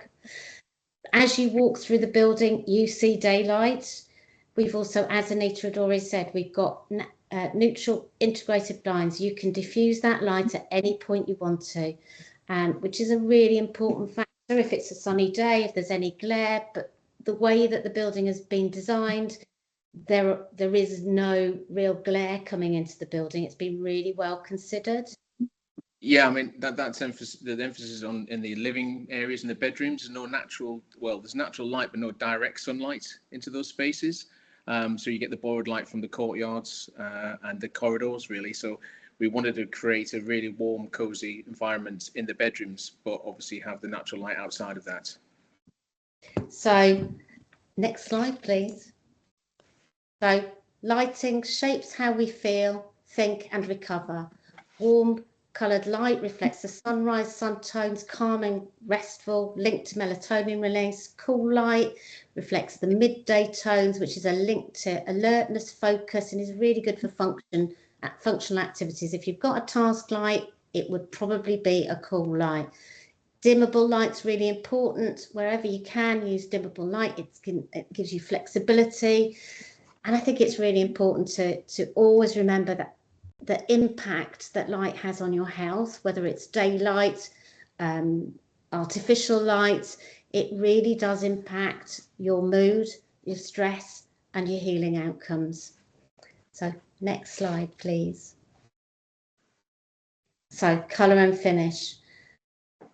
So again, we go back to the research, and again, you can see how it's developed. Ulrich in 1984, natural views sped up recovery and reduced pain medication. By the time we get to 2008, nature-inspired coloured walls lowered pain and stress. Warm muted palettes reduced pre-procedure anxiety. Green colour schemes linked to less analgesic use. By the time we get to 2022, harmonious palettes improve the well-being and comfort. And I think as designers, these are all things that we knew and we use in our toolbox every day. So it really was using our toolbox during the process of the design and getting around a table and considering the palette that we would use. So anything else to add, Steve? No, I'd just say as designers and architects, it's really important you keep up to date with the latest thinking, because it's ever changing and there's so much research out there, and it's really fascinating when you really get into it, and it can really inform your designs moving forward. So really keep up to date, and that's a key point, I think. And again, there are some fantastic podcasts. I've just been listening to one from the National Gallery all about colour, which is fascinating. It's a really interesting subject, but then it's one I have a personal passion for. So I'll save you all. So next slide is please. So colour, it's a universal language, but I would say within that, it is definitely impacted by culture. So we have a very different view maybe of how red would impact us to somebody in an Eastern culture. So that's worth bearing in mind, but we've kind of focused on that. It's it communicates emotion, and it has an instant meaning without words. And I've put some examples together. Obviously, green, go, we associate that. Red, warning. Yellow and black is a universal across the world danger sign, and it all comes back to the wasp or the bee that you might get stung. And we're all familiar with the associations of blue and white and the NHS. I'm sure you've got some, Steve, because there are loads of things. I mean, it's really interesting to point out that the blue and white, the NHS, blue and white can be quite sterile and clinical, but also it can promote cleanliness, and so it can have a dual purpose. So it's not always to think that blues could be cold; they can actually be warm as well. So I think we'll move on to that in a moment. Yeah. Yeah. So next slide, please. So we're talking about cool tones in colour. So you'll often hear designers talk about cool tones and warm tones. So this is where it comes from. And I think this is a really good example how everything links together. It's almost like a jigsaw puzzle where you have to think about how every element impacts each other. So a cool tone is linked to midday and full sun. It promotes alertness, focus and concentration, and it's useful for active or task orientated spaces. So the choices of colour that we use in paint and around us have a significant impact about how we feel in that room, and I think it's often underestimated how important that is. Next. Yeah, I think it's linked back to colour and light, hand in hand. So it's like, the ADL kitchen areas, the transition spaces. It's great to have a cooler, lighter, brighter environment.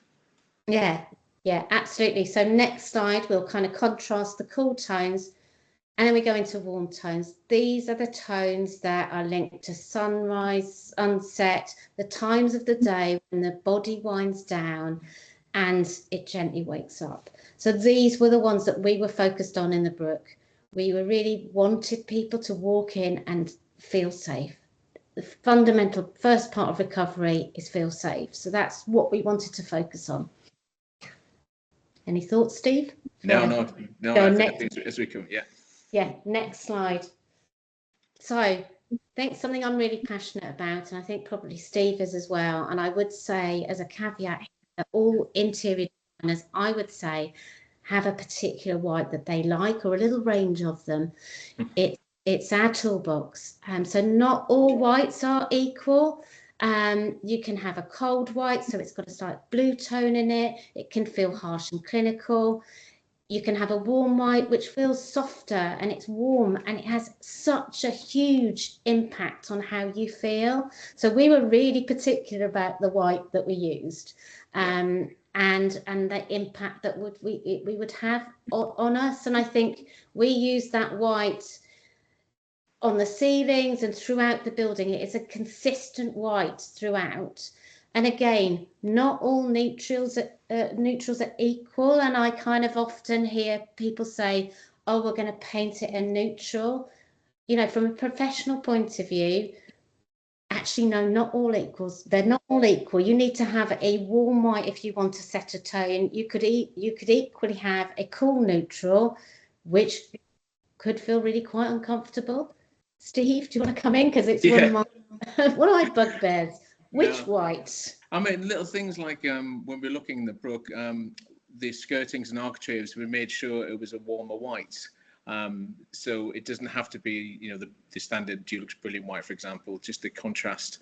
We were very careful, and all the whites we chose were really harmonious and worked together. And so there weren't subtle differences, tonal differences, if you like. But you could really tell in the different spaces you went into, there was a slightly different colour palette. But they're all very cohesive, which Anita alluded to in her presentation. It was a cohesive overall design. And we were very careful to make sure a lot of the whites were warm in colour and in tone, really. So should we go on to our next slide, which is the colour palette. So this is the colour palette we used at the Brook, and it's one that I kind of feel a personal affinity to. It's based on the sunset.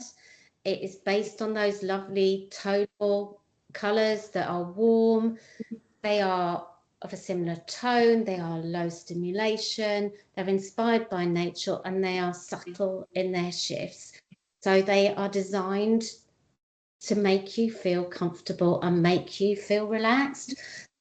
They're your blanket around you, I guess I would describe it as.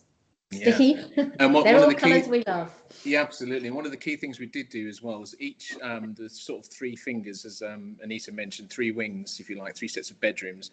And we were very keen to make sure each set had their own colour palette, so give them a slight individuality towards them.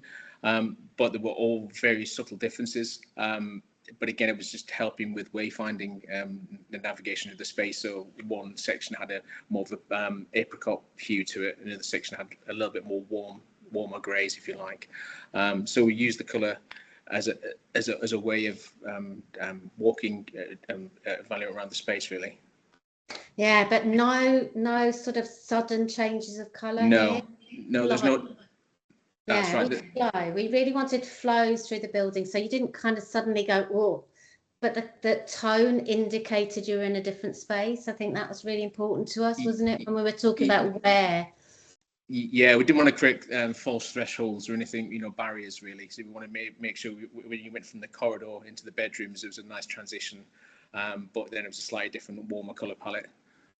Yeah, and then if we go on to the next slide, one of our other really important things, and as Anita covered, the beautiful materials that have been used that work within the natural environment that the building sits, was that the colours from inside worked with the outside so that you could smoothly transition between the two areas. And, you know, this is, we worked on the colour palette with Rachel and Danielle, but also how important it was for it to be easier to transition between spaces. So if the colours linked and linked to support that transition, so you're not going from dark to light, you're actually just phasing in. So that was a really important part of it. Yeah, I mean, that can even link back to some of the materials we use in the interiors. So, for example, the timbers, we made sure we didn't go anything with a large wood grain or a knots. We went for birch ply, which, you know, can be seen as a building material in the trade, if you like, but we used that on an internal aspect, and it worked really well because it had a nice link with the exterior of the building. So it was, again, it was very washed out, but it went really well with the other materials. And you know, it works beautifully with the bricks are gorgeous. So next slide. So the real test is when you actually paint the swatches on the wall. And this was Steve and I kitted up going on the building, and actually we had to have our gloves, our glasses and everything. But actually it's really important to actually go and see what they look like. There is one of these on here which we changed. It was too dark, and it's the one in the middle. We were like, oh, that's just not tonal, that's not sitting quite right. But it just shows the importance of seeing it made up, seeing it painted up.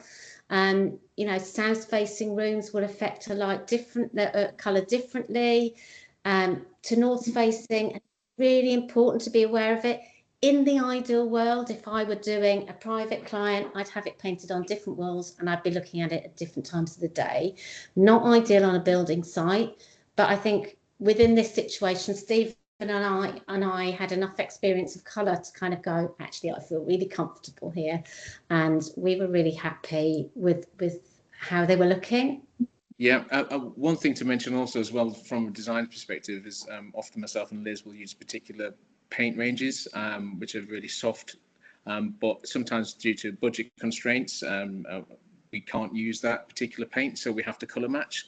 So this was a really good exercise to make sure that the colours that were matched actually matched the colours we had in mind. So yes, that's really important. So to get physical samples in the space is invaluable, really. It is. And so next slide. So this is a biggie for me from the start. We really wanted to have matte paint because that has a significant impact about how you feel in an environment. And going back to light, if you use an eggshell, a sheen finish, it will reflect light and it will make it feel slightly more uncomfortable. It's not quite so relaxing. Devon Partnership Trust, their trust policy was, you know, that we use eggshell. We always use eggshell, and that's what we do. So through our sort of oversight panel, we got together, we were talking it through and established that they always use SteriShield. So I looked at the specifications for the matte and the eggshell, and actually the matte scrubbable finish is the matte finish is scrubbable and reduces glare, and the sheen finish is wipeable and reflects light. Matte finish is also less expensive, and so actually we went for matte, which was great. It was a real trim. And actually what was really lovely about that whole process in the oversight panel is I had sat and talked everybody through the importance of it, and I think I'd spent my whole time going why and what. But actually it was the nursing team and the clinical team who actually highlighted the importance as well, because we'd been on the journey of why all the way through. So as a group, as a team working together, it was something we felt really strongly about, and everybody understood why. So that was a real moment for me. It was one of my moments of going, yes, we've done it. We've done something differently. We'll come on to a few more of those later on. Yeah, I mean, one thing I would say is, obviously for illustrative purpose, we put Dulux trade on the screen because we did use Dulux on this particular project, but all manufacturers do very similar products, so it's just a case of having a conversation with them and seeing which is the best product for the environment, really. But they all will do a scrubbable matte paint, which will work. Yeah, and I think the thing is that paint, in my experience, has come on so much. When I'm doing sort of non-healthcare, 10 years ago, acrylic eggshell was not very good. It was coming out, but it wasn't very good. And none of the decorators I worked with would touch it with a barge pole. Now, nobody would use anything else. It is robust, it's been developed, and I think it's about keeping up with those developments and how quickly they evolve, so that you can use different materials. And I think that's where you link in with professionals, and I think we're used to dealing with it all the time, and we're used to it progressing. So for me, it changes, and it changes all the time, doesn't it, Steve? It does indeed, yeah. But you can scrub your paint now and it's matte. You can have it in your hallway. It's really good stuff. So next slide, please. So one of the other things that there is lots of research about is that fractal patterns have a really strong calming effect when they're used. So if you're thinking about any pattern or any images on the wall, natural images are all a really good base, and fractal, where it's a repeating image, you can do some great projects with children. There's a wonderful one, I think it's on a Irish website, where you can actually access lots of things you can do with children, where you can actually go and find them. Yeah, I mean, one of the things to mention as well is not just you have to be used as artwork. These sort of patterns, the fractal patterns, can be integrated into privacy screens, window vinyls, areas around spaces. You don't have to think that you have to have a triptych of these particular images. They can be quite subtle as well. Yeah, like a honeycomb is a fractal image. So just simple repeating images are actually naturally relaxing. So if we go on to the next slide.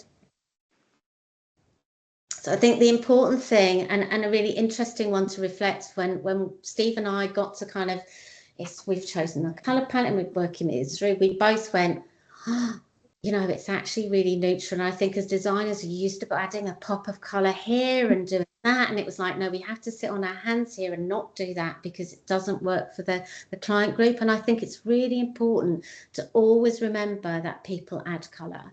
In their clothing, in their movement, in their conversation, they add colour to a building. So you don't really need to add too much more if you want it to be really relaxing. So yeah. So next slide. This is technical, so this is over to you, Steve.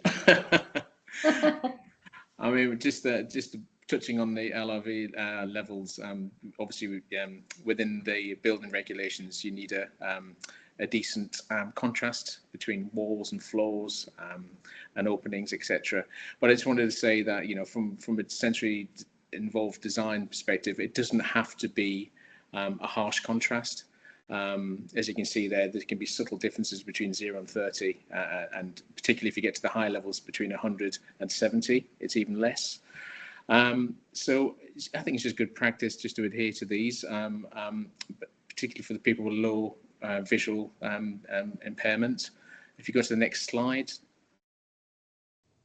this is just to give an example. I mean, designers are aware of this sort of diagram. It's a standard stock item, but it's just to show that actually by using more warmer color tones, you can see you can have the desired difference required for building regulations, but it can be quite subtle. One of the things we did in the Brook is we wanted to make sure that the doors were an off-white, and then some of the walls were an off-white. So we just had to make sure we had a 30-point difference but it was quite subtle, and we wanted to do it because we didn't want to have real strong accents, which can, cause barriers. So that's it really. A bit technical and things. So next slide is a really good example of one of the things that we really changed, and it's not blue, but actually Devon Partnership Trust general toilet seats and all their sort of fittings are blue, and so we actually had to kind of propose another colour, which again, that was something we had to talk through the oversight panel. We can't do all this beautiful environment and then have a blue toilet seat, because you can see at the image next to it, which is the bedroom, what a point of highlight that would have been, the toilet seat. So because the doors open a lot, so that's the first thing, would be very jarring. And interesting enough, the grey seat we did choose was a 30-point difference to the panel, so we did meet the regulations and still got something which is aesthetically pleasing. So it works as a whole, which I think is the really important thing. So next slide. So I think the other takeaway, which we were really passionate about, was avoid visual clutter. Busy patterns demand attention and they keep the brain alert. So if you want to calm your environment, is remove clutter. And it sounds like such a simple thing, but it's a really important thing. We painted the colours the same in the hallways, the ceilings are the same colours as the wall. Every change in detail, every change in colour, every change in pattern requires your brain to work and use, and it's calculating. So the more visual things you're having to process, the less your brain can relax. So we removed everything where we can. There are areas for notice boards, but there is no visual clutter. And as designers, it was we had to stop our impulses to put lots of artwork in corridors, etc., because, as Liz alluded to earlier, we felt it could have been quite bland, some of the areas, so we thought we needed a pop of colour. But actually, being you have to pull yourself away from that. So no, you don't actually need that. You have the individuality, if you want, within the rooms, so the patients can sort of decorate certain areas and they'll bring their personality into the spaces. So I think visual clutter is a real important thing, just to keep the corridors clean as possible, really. Yeah, and we're lucky at the Brook design, you have views onto the garden which are planted, so you have views out onto that, which makes a massive difference. So next slide, please. So our key points are limited colour palette. You don't need lots of colours. It feels much more relaxing. They need to flow. Reduce the visual work, so brain processing fewer visual decisions when colour and pattern is limited. So the less things you have in there, the less your brain's overloaded. Continuous colours in a dental transition. It supports a feeling of stability. It's predictable and it's safe. Okay, as we've talked about, minimise stimulation, high contrast, shifts of colour, busy patterns demand attention. It keeps the brain alert. So the colour palette is really fundamental in aiding recovery. It's calmer, it reduces the nervous system, and it allows you a space to relax, which really was a fundamental element of feeling safe. Yeah. So, and one final one for myself is don't be afraid. Don't be afraid to use colour as well. As long as it's within the right colour tones, it will work. So don't be afraid. A lot of people just go for the default, or have to paint it white because it's inoffensive, but you can use other colours as well. Yeah. I mean, it's knowing the time to use it and the tone and the place, and I think that's the important thing. But for this specific patient group, it was very much about keeping it low and keeping it really muted and reflecting those sunrise colours. Next slide. So fabric and furnishings. So again, we go back to the research. Nature-inspired shapes and textures support stress and recovery. Organic shapes and furniture and natural materials increase calm and cognitive restoration. Comfortable seating and home-like furnishings improve patient and visitor satisfaction in hospitals. Well-designed, comfortable furniture layouts reduce agitation in behaviour health units. And obviously that's all sort of evidenced. Wood and natural textures reduces stress and benefit mental health, and local natural materials improved mood and emotional connection with young people with depression. So they're all really key things. So you can see how all of these things linked together. So you've had light, colour, and then we throw in sort of fabric and texture and furnishings and the shape of it. Anything else, Steve? That's fine. Yeah, move to the. Yeah. So one of the challenges we had. Next slide, please. So one of the challenges we had was that we particularly didn't want to use vinyl because vinyl has a hard surface and it reflects light. And so we wanted it to feel soft and soft to the touch. And Steve and I both knew from our experience that there were fabrics that could be used within the environment. Again, fabrics had developed, and I knew from work that I'd done in bars, sports bars that were heavily used, that the fabric still looked good, and that there were options to use that within the environment. We knew that the infection control team were a little bit concerned about that because they'd never used anything other than that. So one of the tools that we did was we divided the plan into zones, and we identified and went through with the clinical team the risks for each of those areas. And then we got round the table with infection control, and we've got a recording now to show you because they couldn't join us today. Anything else, Steve, before we go to the recording? Yeah, I just want to say it was really important that early co-design production with infection control, because we had to understand from a design perspective why we couldn't use certain materials. Because if we had our choice, we'd put in the ones which are best for the area. But they were really invaluable in their input. And as soon as we understood, we get it, we understand. Let's make the best of we can with the material choices we have, really. So yeah. It was teamwork. So Angela, we can go to the recording now with, I should say, oh, I think Charlotte, you do introductions in that, don't you? That's fine. So we've got now Zoe Blackwell, advanced nurse specialist from Royal Devon and Exeter, and Nicola Colburn, senior infection prevention control nurse from Royal Devon. So great opportunity just to listen to infection prevention control, bring it to life in practical terms. And they are really sorry they couldn't be here with us today, but they were also really excited to share this separate recording, which again we can make available if you've got a particular interest in this section. So I'm just about to share, so if people could put the thumbs up just to say that it's working, that would be appreciated. If it is running slowly for any reason and we need to stop it, this recording will be shared separately as well on the Futures workspace. So hopefully the tech works, so here we go.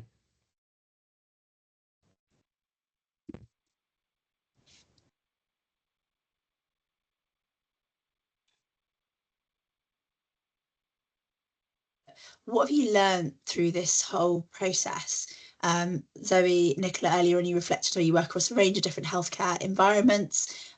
This one, mental health, learning disability, autism, but you work across a broad range. Liz, Steve, you work across a broad range of design environments. So if we could draw out some of your learning from this particular context of the Brook and what you've learned from each other and what you've learned through the process.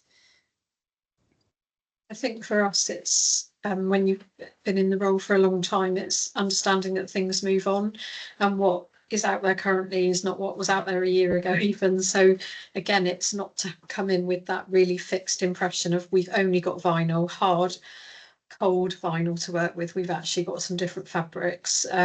So for us, a big part of what we're looking at is not only that it's wipeable, but that we can use chlorine on it. So when we want to clean for infection, we have to be able to use chlorine, which some of these fabrics we now can quite happily, whereas before we'd end up with stained furniture. So I think it's just taking forward to move with the times, to look at what products have now come on the market since we last looked at them. We had samples, didn't we, Zoe, in the office that we were throwing everything at, making them as dirty as possible and then cleaning them with chlorine to check that they did work. So that's the other thing, is to put it into practice with a small sample to, you know, see that it actually does what it says it does, and then if it does that, we are happy to use it. Which Steve did. You know, we explained to the suppliers, you know, this is what we need the fabric to do. What would you advise? And they also directed us and supported us. So it was really, they were involved as well in a way. But I think it is that I learned so much because I've never worked with infection control before, and I'm afraid to say it, ladies, but you do have a reputation. And it is the author, everybody goes, but infection control will say no. And I went, but it's, you know, I was passionate. It's so important. And I knew there were fabrics that could do things that you probably weren't aware of. And so we did get around the table and we did talk about it. And I have learned so much about, not only about the fabrics and how you need to clean them, but I've learned about all the finishes and the furnishings and how to clean, what lights you can use because they need to be cleanable, so that I feel I'm much better informed, so that when I'm looking at projects and looking at lighting, I've got an understanding of what your requirement is, so that it also means that I can challenge manufacturers. I can go, well, actually, we really want one that does this. And I think that's a really important thing as well, is sharing that learning and challenging the design of better products. Yeah, I agree. I think we've learnt lots from you. I've learnt lots about the need for fabrics that aren't shiny, that don't reflect the light, that matte finishes are really important. And also that there are fabrics out there that do the things we want, which we had no idea. I think you're right. In infection control, we've very often gone, no, you can't possibly use that because that won't be cleanable. And actually, we've learnt there are lots of things out there that are cleanable. So I think, and we now pass that on to other people when people bring us up going, oh, we want to replace this bit of furniture. Can we have fabric? In the past, I think we would have just gone, absolutely not. But now we can go, actually, there are things out there that you can use. You need to go away and look at what's available. So we don't just say no, we can say, actually, this might be possible. Let's go and look at it. So find the right, pass that on much broader than just this particular building. Find the right specified fabric. I have worked with infection control in the past, and I can honestly say this time round, because of our openness and the willingness to engage with each other, it was a really good process that we could develop the design, whereas previously I had to evidence why this fabric would work in a certain area. But this time around, I think everyone was open to more of a, let's find a reason why we can't use it rather than a blanket, no, we can't use it, which was a different way around of thinking. So I think you can always start from a more positive point of view and say, we want to use this fabric, how do we get this into the right environment? And I think by doing that, it created a much more aesthetically pleasing and more sensory environment for the end user. So yeah, I've learned a lot, whereas, you know, to challenge a bit more and push a bit more. What are your kind of tips both ways for working with infection prevention control? Just because you've already shared some great learning around what you've all individually taken away, but for those out there who are about to start a project or whatever scale, what are your kind of lessons that, you know, helped you to get to where you've got to? I think just picking up on what Zoe said, actually, believe it or not, is getting larger samples and getting the samples in quickly. Just showing everybody that this is the physical product and have a look at it, test it, be really, really assured that you're happy with it. But sometimes from a design perspective, we're very guilty of just looking at something, so that's going to work, or, you know, we're happy with it. But actually to show somebody else it's going to work as well is really important. So I think the samples were massively important. I think also for the IPC or the infection prevention control team is understanding, we all understand the type of patients we might have in, but everywhere we have in the trust is different and they cater for a different group of people. So it's not only understanding the person, but understanding what is the purpose of this room, right? This room is for therapy, this room is a dining room. So it allows you to think more about the furniture that you want to use and the type of fabric that you want to use. and how it meets the patient's needs and how it meets our needs. But for me, it was that going back to meeting face to face round a table and having a proper discussion rather than doing it over a computer. So my take anyways would be really understand what you want from your unit and the purpose of it, and then having those face to face meetings. And I would say get around the table early, introduce yourselves, say hello, this is what we're trying to do, and working together. And I think actually everybody wants the same thing.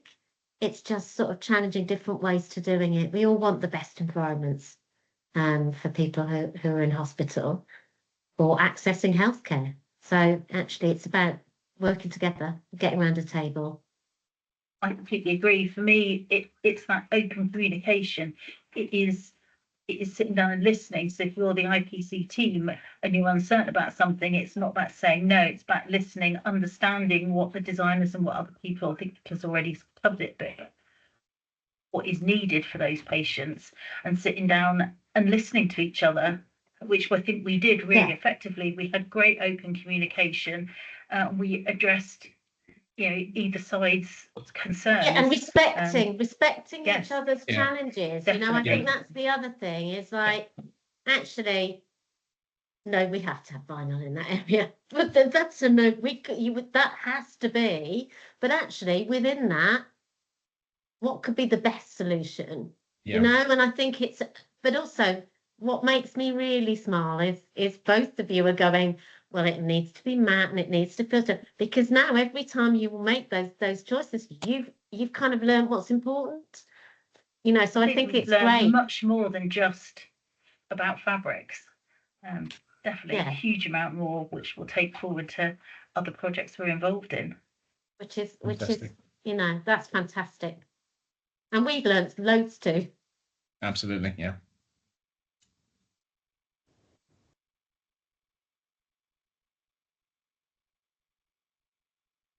Back to you, I think, Liz and Steve, while Andrew's taking the recording down. If you can bear with me,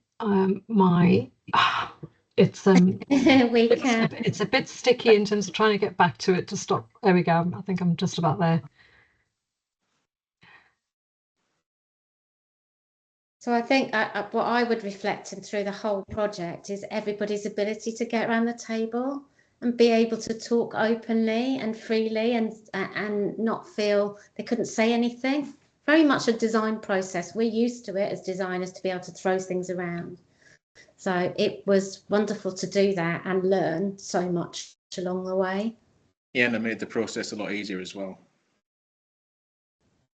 Yeah, it did. Yeah. So we are... back. So that was our kind of reflection. So work together, get around a table, and we did. And actually, Steve and I walked into that meeting going, oh, we really don't think we've got any chance of just not using vinyl. And it was just wonderful to sit around with a team who really wanted to work with us so we could work together, which was wonderful. So next slide, please. So this one really is just about finishes and really comparing why we didn't want to use vinyl. We didn't want to use anything that was glossy or shiny because it reflects light, it reflects sound, and it causes glare.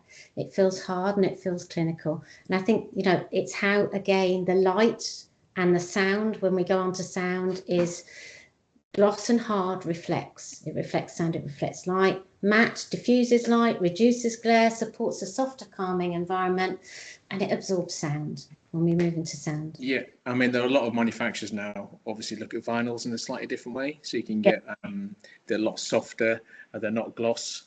Just when you mention vinyl, everyone assumes it's a gloss hard finish. So it's just worthwhile looking at different manufacturers and different products.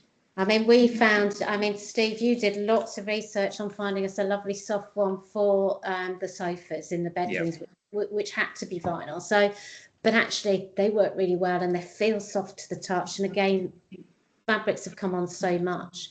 So next slide, please. So a little talk about the fabric. So these are fabrics, they feel robust, but they feel natural. They are robust, but they feel natural. They're matte, and we were really interested in, and particularly about how things felt, how soft they were. These have got integrated technology. They're antibacterial, hygiene protection. They're easy to clean.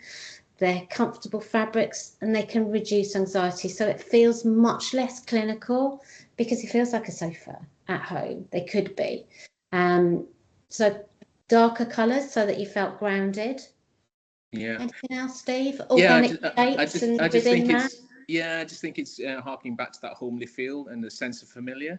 Yeah. So it's, you wouldn't have not many people have vinyl sofas in their houses. They might have leather, for example, but it's mainly fabric. So it's just a case of trying to ground it, like you said, and trying to have that connection back to an environment which people are familiar with, really. Yeah. So next slide, please. So furniture, again, we wanted to evoke a sense of familiar, for it to be comfortable, look domestic, and feel domestic in feel whilst being robust. Totally darker colours, so that it was both practical and grounding, and organic shapes that reflect nature. So there's nothing harsh. If you notice the nice curve on the sofa, that was one of our key things when we were sort of looking at products, when Steve was looking and developing product selection. It was the organic feel, so that it referenced nature. Yeah, the ergonomic shapes are really important visually, I think, because it just, it just takes the edge off the space, because there's a lot of hard edges within the environment. So furniture is one of the tools we have to create something a little bit more organic. And it sort of observes sound. So next slide, please. And it's a sofa, not a chair, which seems like a really simple statement, but actually quite often in mental health units, there's club chairs which are incredibly uncomfortable. And as a team, we sat around the table and kind of said, well, actually, when you're at home in the evening watching television, do you really sit in a club chair? And wouldn't you be sitting on a sofa and put your feet up, which actually you can in these rooms? So the room evolves to reflect its needs, and I know that Anita's already gone through that. So you can fold it back and access it as you recover with the kitchenettes, and you can start to make a cup of tea. You can start to have some autonomy about what you do. And it really was based on being a place like home, so that you will feel comfortable and this is your space. You have access to your own garden. And as you recover and as you feel more comfortable, the room grows with you. And I think that's a key thing that started off from the initial thoughts that Rachel and Daniel had, that as you recovered, the room could evolve with you. So next slide. A TV unit, which actually, again, we kind of reflected on, actually I'd been to lots of mental health units where you see the television, which is really small, stuck up on the wall, really high, encased, which we know we have to. But we really reflected, we worked on that the size of the television reflected the distance from the sofa at the right height, all of the things that I would have done in a home environment, so that actually you do have a decent sized television. You can play your PlayStation through it. There are wires that go down to the cupboard below where you can plug that in. You can charge your phone. It's got an integrated speaker, and you've got individual lighting control. So this is, you can actually relax. The clinical team, you can play music through the TV screen. You could play the sound of rain. You can use it in lots and lots of different ways. But that was, again, reflecting on just referring to what feels like home. Yeah, and one of the things to sort of emphasise that is on the back of it, unfortunately you can't see in this image, but on the back of each of the TV units, the panels were different colours. So each of the rooms had individual colours. So it's just different mechanisms of trying to personalise the space as well, because it can be easily done because it's a built-in unit. Yeah, and one of the things which we did just while we're on room, we changed the colour so that the ceiling, really to lower the ceiling height. The ceiling height is set because of ligature risks, but we still wanted to keep the room feeling cosy, so we did a colour change so it wrapped around you. And again, that was a kind of attention to detail that we felt important. And it was because of the two-tone colour palette on the walls. We also did that in the corridors as well. So it's just a way of creating a false picture line, a picture Yeah. rail. So next slide. And so every choice matters is really important. Touch matters, the fabric, the finish, the directly influences the comfort and how you feel. Absorption, the right fabrics absorb sound and light and reduce overstimulation. Natural materials, wood, linen and wool and other textures create warmth and calm, and there are synthetics now that, I mean, I trained as a textile designer and I actually can't tell they're not natural. So the technology with fabrics has moved on such a long way. Organic shapes, curved furniture, reflect nature and reduce stress, and comfort and home like cues, soft seating, thoughtful layouts support relaxation and recovery. So it is kind of it feels like home, and that was one of our basis of designing the rooms. Yep. So next slide, please. And I think we're running on time, Steve. The first time. So sound, this is a biggie, and this is Anita's was a massive advocate for this one as well. We all know the importance of sound and the challenges behind it. I think anybody who's spent any time in a mental health ward will have noticed the biggest thing is sound. And it's really stressful. There's lots of evidence around it, just referring back to kind of research recently in 2024, noise reduction strategies linked to lower staff burnout and better patient-staff interactions in a psychiatric hospital. And I reflect on this. One of the reasons I kind of really decided to actually start standing up and saying, let's do something differently, was sitting with a member of staff when I'd visited my son in the reception area. And I said to them, and it was Friday night, I said, God, it must be really tough working on a mental health ward when people are really unwell all day. And they said to me, it's not the people, it's not that, it's the environment. It's noisy, it's bright, it's really stressful, the lights are bad. And I said, actually, those are all things we can do something about. So I think it impacts everybody. Quieter behaviour units, supported calmness and reduced aggression. The evidence is all there, and it's like finding a way to do that. And there are limitations, so we had to come up with a different solution. Next slide, please. I think it's really important here in this example, fast food restaurant. I often use this to explain to people. They are designed to make you feel uncomfortable, for you to go in, buy your fast food and leave. We're talking about high turnover. So they use bright lights, bold colours, reflective hard surfaces, rigid uncomfortable seating, and there is high background noise. It's bouncing around everywhere. It is deliberately designed and chosen to do that. You go in, you buy your food, you leave. Next slide, please. As opposed to a contrast of a higher end restaurant where people want you to stay. It is designed to do that. So it's got soft, warm light, it's got muted, harmonious colours, it's got natural textures, it's got comfortable seating, it absorbs the sound, it wraps around you. The elements are deliberately chosen to do that, and I think that's really important to remember. If you're in that type of environment, they want you to stay, they want you to have coffee, they want you to have that dessert, they want you to feel comfortable in that room. So I think it's just building out. These are how all these choices add up together. So next slide, please. So this is my analogy that I use and to explain sound. Sound bounces around a room a little bit like a ping pong ball. It will bounce and it will keep bouncing until it hits something soft. Soft absorbs it and it slows it down, and it reduces stress. So every time that you can put something soft in an environment, it will absorb sound. Yeah, I mean, one of the things we can do normal in other settings rather than non-clinical settings is we can put in sort of felt acoustic panels to walls, But because we're in a hospital environment, we have to make sure that everything's wipeable, scrubbable, and infection control are happy with it. So it's really difficult to get this right, because obviously you've got a hard vinyl floor, hard walls, and a hard ceiling. So, yeah, that's a perfect example of all services sound bounces off it, really. Yeah. So next slide.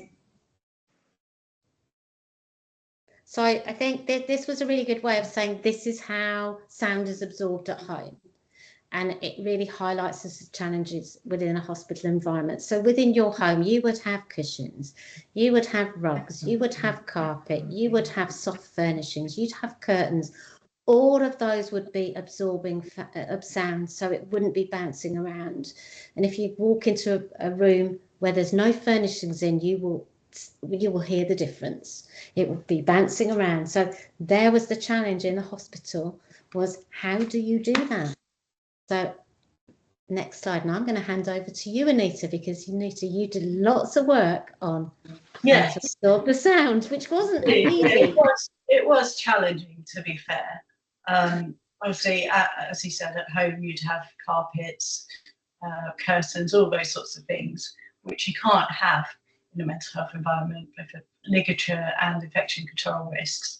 So really, you're only left with the ceiling as a canvas to work on. And what we found is there's actually not many options that are suitable, both from an acoustic perspective and a safety perspective, because a lot of the products out there are designed to sit within suspended metal grids, which are just a no-go in terms of ligature risk in units. So we eventually found these panels that are adhesive fixed, so they're glued onto the ceiling very robustly.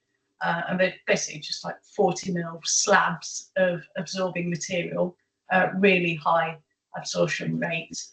And they make a huge difference to the space. I mean, Steve and I visited site both before and after they were installed in one of the rooms, and the effect was dramatic. The echoes just completely disappeared. And what's nice of a project that we went with as well, as we mentioned earlier about avoiding visual clutter. And so these ones could be colour matched into the ceiling colour, so they don't stick out as an eyesore. There was a huge amount of work that went into coordinating layouts of those panels as well, with all the M&E kit, so just to try and keep it as calm and uncluttered as possible. So yeah, I think that was Anita's challenge of the where are we going to put them? And the slatted wood ceiling in the reception is also sound absorbing, and the design image, the cork on the walls, she says pointing, and I know actually why am I doing that? But that is more I would say it's not the workhorse. The workhorse is on the ones that are matched to the ceiling. They are the serious work. And the really interesting thing is that, who's doing that? Wonderful job of drawing. That's fantastic. But the really interesting thing is that some of the rooms, when I visited, there were one or two of the rooms that hadn't got it in, and it was really noticeable. And staff noticed and were saying, actually, we want panels in there, because I think it's when you're used to having it, and then you walk into a room that doesn't have it, you realise the impact that it has on you and how stressful it can be. So it was a real challenge, but I think it works really well, and combined with all those little things like having fabric for on the chairs and the sofas and the matte paint all combined together. So I think really what it highlights is it's a lot of elements of a jigsaw puzzle that link together. Yeah, there's not one silver bullet to it, really.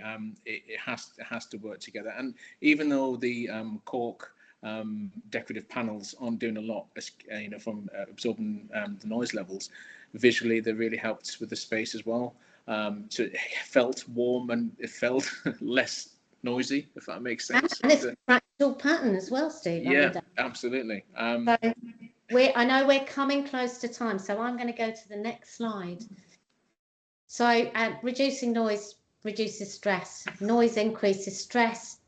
High unpredictable sounds are linked to agitation, anxiety and aggression. Nighttime noise delay recovery and disrupt your natural rest cycles. well-being.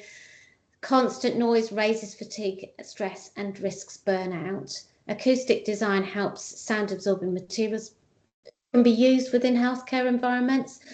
Quieter spaces improves outcomes linked to better mood, reduced medication, and safer ward environments. Next slide, please. So good design, less is more. That's one of the things that I think is really important to always remember. Less is more. Good design supports recovery. Choosing differently. Good design isn't always about spending more. The paint costs less, you know, actually. And to think that if you're in an existing environment, if you change the paint, it will have an impact. And then if you can slowly change things, you will see a difference. And designing for it's designed for well-being for everybody. It reduces stress, aids recovery, creates calm. Key elements: light, sound, colour, and furnishings. I think next slide. And so sensory informed design, creating spaces together that feel safe, calm, and support recovery. So that brings us to an end, Charlotte, and I think we may be on time. Thank you, Liz, Steve, and Anita, for your passion for paint and love for lighting. Has really taken us into the detail. So as we come to the last part of our webinar, we'd like to just spend a bit of time asking you a few questions that Angela's going to kindly put in the chat, but I'll summarise them now, which is we know there's lots of expertise sitting in this room with the audience. So what are the top things that you'd like to share that you're working on? What will you take away and apply to the environments you're working in? And what would you like to learn more about if there was a future session? And while we're doing that, or rather while you're doing that, and we're working out the chat, I'm happy also we're going to open it up to some questions. So if there is anyone who wants to raise their hand, I'm now going to attempt to navigate through and see if I can see hands. And if there's any questions you want to ask directly, great. Okay, Catherine Loadman, hope I've got that right. If you can get yourself off mute, please come in. Oh, hi, that was such a fantastic presentation. I've really enjoyed that. I just wondered, in terms of making the safe spaces and feeling like home, and one of the challenges we have is people sticking things on their walls, or what to stick them on with that's safe, and how you might go about that. Is there an allowance of people sticking their own posters and things up, or not? So we've sort of been using sticky pads, sticking all sorts of things that have ruined the environment over time, and it's such a lovely new environment. I just wondered if that's something that you've come across. I can potentially answer that one, if that's okay. There are a few projects we're working on. What we tend to do now, moving forward, is give dedicated areas. So that might be, a hygienic wall panel in a particular area. The ones that you normally see in the kitchen areas, so something wipeable. And we tend to use sort of white tack, but it's not ideal. You can get the with a magnetic back panel as well, but obviously you can't use magnets. So a lot of people have turned into chalk and chalkboards, which is reverting back to what we used to do sort of 20 years ago, really, because obviously, not ideal, but chalk can be digested. So we tend to try and give certain areas within bedrooms, but also within corridors, so it's supervised. But yeah, I think every trust has their fight with what they can actually use to put up pictures, really. Thank you, that's really helpful. Great, now I just need to, oh great, it's gone off my screen. Sally, do you want to come in? Sorry, I can't see from Livewell, sorry, I can't see your last name, Sally, so hopefully you can, come in. All right, can you all hear me? Yeah. Yes, so I've got two questions. I might have missed it at the beginning, but this particular hospital is Brook Langdon Hospital. The design that is being brought up and how sensory friendly it is, I'm really glad, because on our ward we have some of the patients who come in with mental health issues, but some of them also have underlying other stuff like autism or learning disabilities. So it's really a good thing to hear other experiences. But what I wanted to know is it what age is it meant for? Is it for older people or is it for all ages? That hospital, the design, who is it for?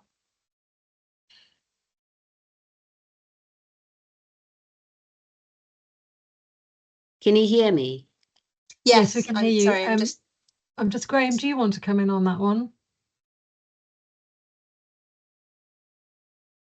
Yes, thank you. So the really good question. The specialist units are designed for people aged 18 and over. Okay, all right, thank you. And then a second question was on our ward, we've just had a gen come in with past history of banging his head on the wall. I haven't seen any so far, but in such a situation, how do we make it a bit more safe for that patient? Any ideas, like in terms of the walls, the structure and everything?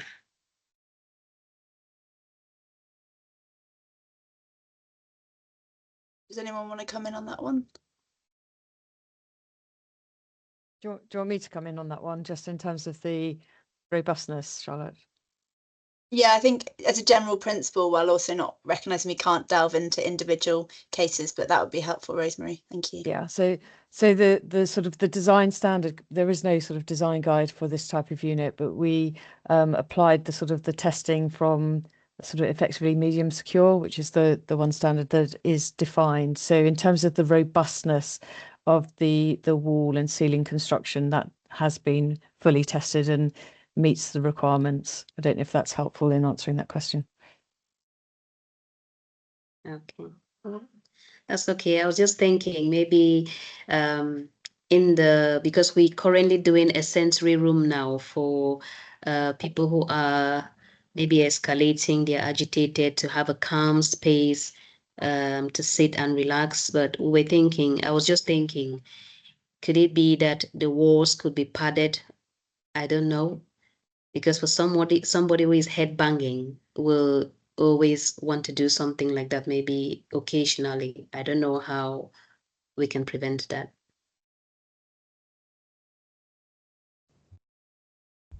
Shall I come in here? In terms of, yes, it can be an extremely difficult challenge and is very dependent on individuals. Some sensory spaces, sensory rooms do have padded walls anyway. I would say from a lot of our experience, because it's so individual, if you're using padding, often people will seek that out in different ways. So from a sensory perspective, I would recommend, if there could be a full assessment to understand the function of that behaviour, that would help in terms of proactively working with the environment. So if that person is seeking that sensation, it might be you can find a proactive way of doing that. And that was the whole point of the Brook design, in terms of having the environment which can support different arousal levels and different sensory seeking and avoiding behaviours, is so that we can respond to that in a proactive way, so we don't get to the point of head banging. So it's around that real personalised assessment and also having the environment which can adapt with that. All right, thank you so much. Yes, it makes more sense now. Thank you. Thank you. Great. Okay, just a quick reminder, I've chucked some of the questions in the chat just so people can, while we're answering some questions live, we can also have some of your thoughts and reflections, which we really value. So, okay, I'm going to come to Timothy Plant. Tim, are you there, and do you want to come in? Thank you very much. Really important to make the environment look homely and domestic, which certainly, looking at the presentation, it did. Your furniture certainly made it look domestic, and we sometimes struggle to find domestic looking furniture. Are you able to share the furniture supplier that you used for Brook? Yes, certainly. Within the framework, we sort of used 3 to 4 different manufacturers. So Teal Furniture, Knightsbridge, They're the two we mainly use, and also pineapple. Teal have the more organic looking furniture, and each year these manufacturers provide new products, which is designed a mental health showcase. So it's worth looking and speaking to the representatives and just telling them what you want in terms, and they can provide different products really. But Teal are really good, and Knightsbridge, they're the two we really recommend. Thank you. Yeah, thanks. And thanks, Steve. And I've put a list in the chat of a range of different furniture providers who specialise in mental health, particularly, so work and design around that. And I've also put a link earlier onto the case study that Pineapple, one of the providers, wrote up to give a bit more of a deep dive. So there's some information further up the chat chain and a bit just there. So I think we've got time for one or two more. So who's next on my Emma Kitchen? I hope that's right. Sorry, text is very small. Sorry, Please was come Ellen in. next? Oh, Ellen, sorry. Oh, sorry, order. Yes, Ellen Brown, sorry, my bad. Then we'll do Emma. So Ellen. Hiya. I wanted to ask if there were any teething problems or issues that weren't anticipated or expected within the planning process. So things like when the building's actually in function and being used by patients and staff, things like items deteriorating quicker than you'd expect with use, doors that slam and there's nothing you can do about the hinges, or chairs not being as comfortable. Think little practical things in function that didn't deliver as you wanted to, and if you had any alternatives. Charlotte, do you want me to come in on just a couple of those? Because Liz and I were at the Brook last week, and the one that really resonated for me is just with we've spoken about the smart and the adjustable lighting, but actually if the controls and the way that you change that lighting isn't sort of clearly communicated and articulated, you're not really going to get the benefit from it. So I think one of the lessons learned for me is around making sure that the controls are really easy to use, and there are some things that we probably could have done better in terms of the control units and the way that that's communicated, but also potentially whether we could begin to use digital in these facilities such that staff or anyone going in, if they've got a smartphone, could scan a code and it would tell them how to adjust the lighting or how to do different settings. Because one of the smaller sort of lessons learned was when we walked into the room, it was preset on a cold light, sort of cold white light, and actually the preference would have been for a preset on a warm light. So there are some small tweaks that would just take it to that next level in terms of that sort of operational interface. I'm sure others have got a few more to add as well, but sort of come in that shot. Thanks. Does anyone else from the panel want to come in? Steve, sorry, you come in. Yeah, just on furniture and fabrics, it's really important that you get samples. What you don't want is 20 dining chairs turning up and you realise they're really uncomfortable. So I'd really recommend that before or during the project, whoever's supplying the furniture, you really ask that they supply samples. And so the staff and end users and everybody can really sit in it, and we normally have furniture days, which the staff can come around and look at and to make sure and to make sure they're happy with it. So yeah, just get ahead of the game really with that. Great, thank you. I'm going to go to Emma for our last question. Emma Kitchen, sorry, if you want to come in.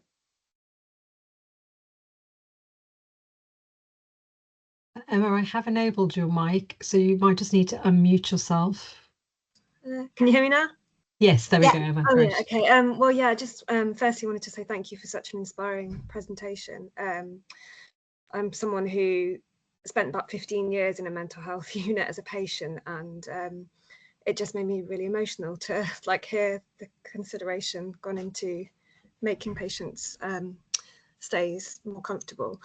Do you think, obviously, this unit has been designed for people who are neurodivergent. Do you see this becoming the standard, the norm for all new units, no matter what kind of treatment they might be receiving, whether that's kind of an eating disorder or dementia? Because it seems to me just to make sense for that.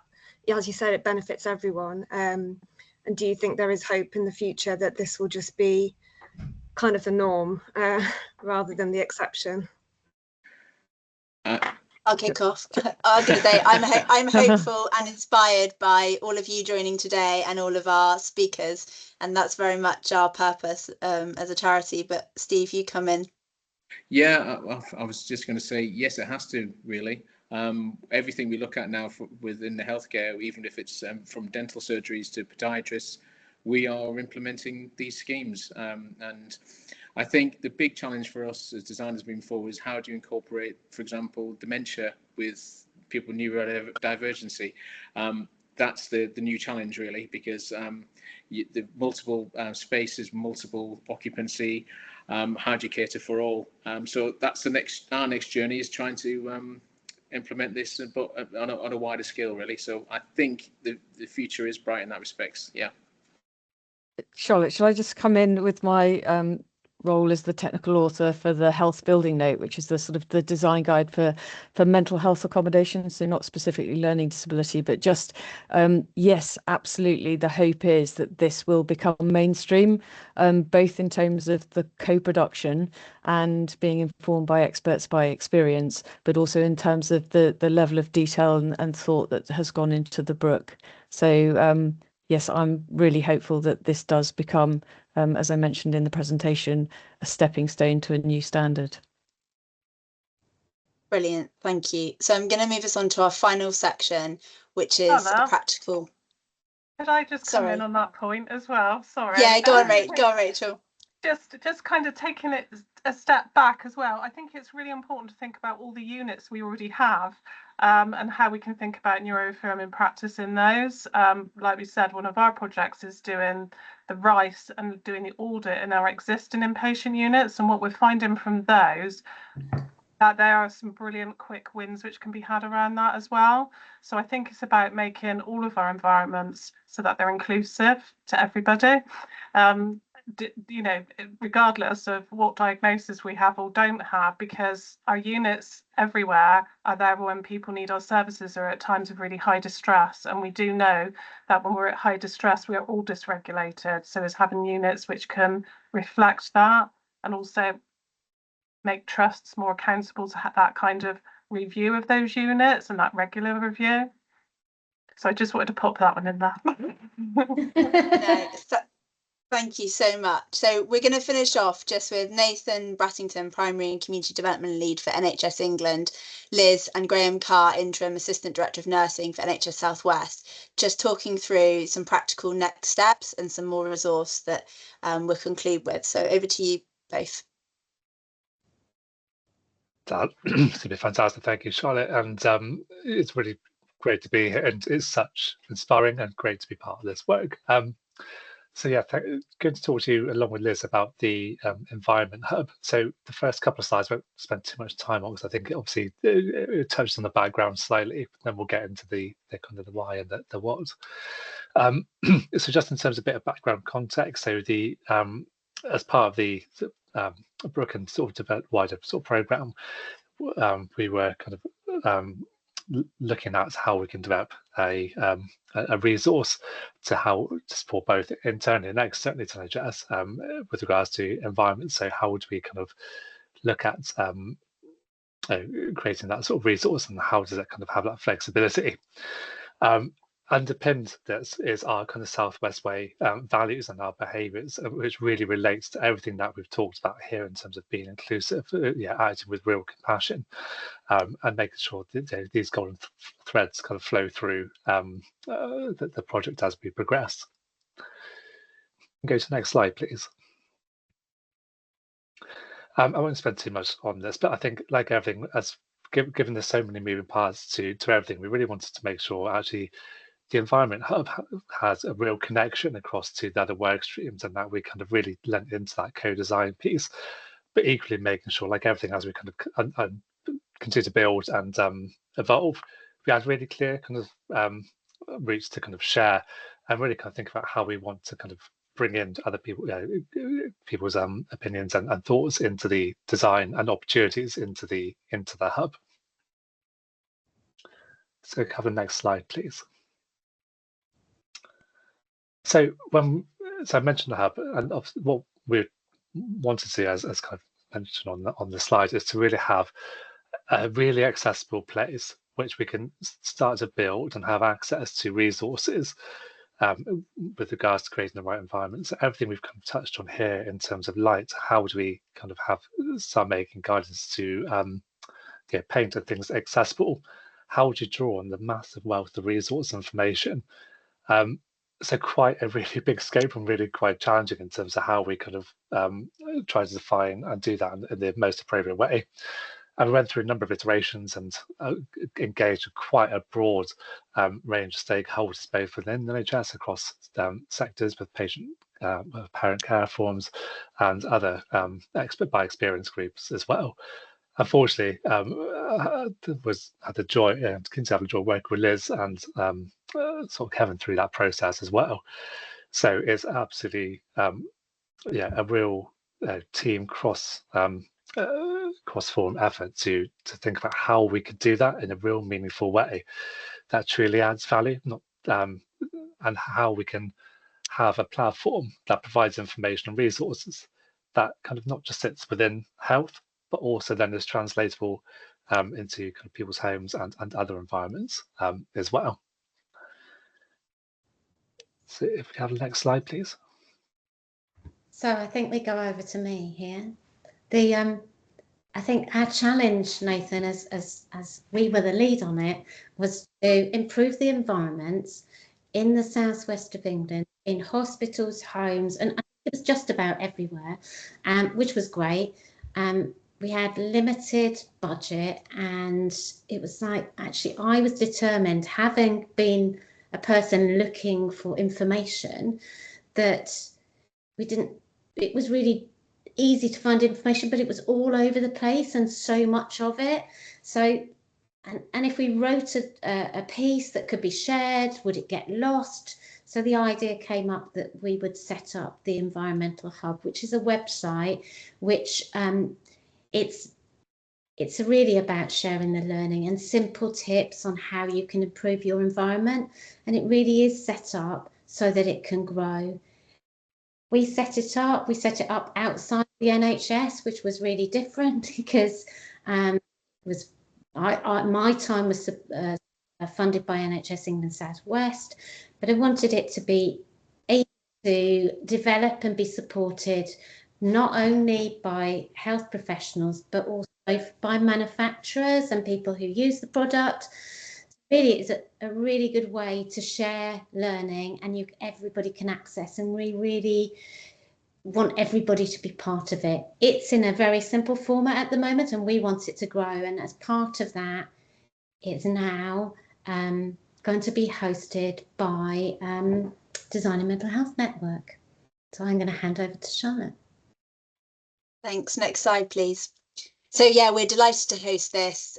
We hope it will be a practical resource, and it's already got loads of great resources and tips on there. And we hope today's been a really practical session as well as inspiring. But this is about a two-way call for action. So there's already lots of resources and tips and hints on there, practical guidance, but please do send us your learning, your case studies from all of what you've picked up throughout what you do. So if you could just go to the next slide, I'd just like to conclude with, we don't think you can afford not to invest in good design, and it's much more than the aesthetics improvements. It's about the whole environment, as much improving the quality of our life and the quality of opportunity. So I just want to thank all of you for attending. We really appreciate your time, and to thank all of our wonderful speakers for today for sharing their insight and experience. And we're going to hand over to Graham. Yeah. To do final closing. Graham. Oh, thank you, Liz. Oh my goodness, I'm absolutely blown away by the creativity and the curiosity of actually all the people that were spoken today: Steve and Nathan and Rosemary and Anita and Liz and Charlotte and Rachel and Danielle, and actually all the partners that have been part of this journey along the way. I think it's been absolutely astounding to see actually what coming together can really achieve. I also want to thank everybody here that's joined the journey as well, that come along to see and listen to how we got to this place, and that things don't move in a straight line, and we wouldn't want that either. I think it's the creativity that makes it happen. as you know, and as Charlotte said, we've got the Environmental Hub live now. We'll put the link in the chat. It was on the screen, but we'll put the link in the chat. And what this signifies is that this is just the start of a journey. What we talked about here today was about an inpatient unit and how to make a real difference.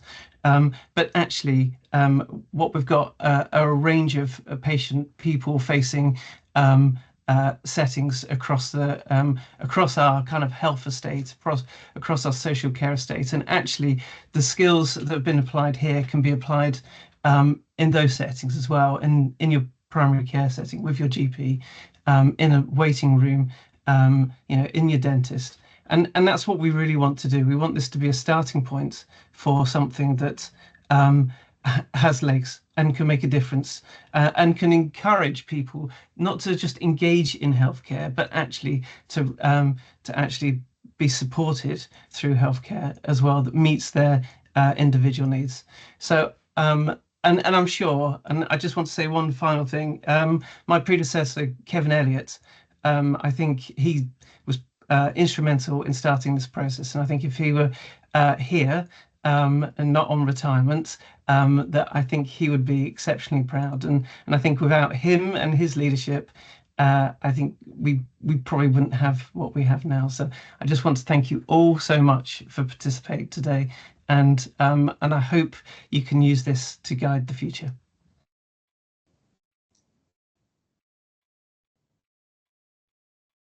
Thank you, everyone. So we'll be closing the event now. And like I said, I will email out everybody where you'll be able to access the recording, presentation and links. And if you have any other queries, then you can also email or respond to the email, and we'll endeavour to respond to you as well. Thank you, everybody.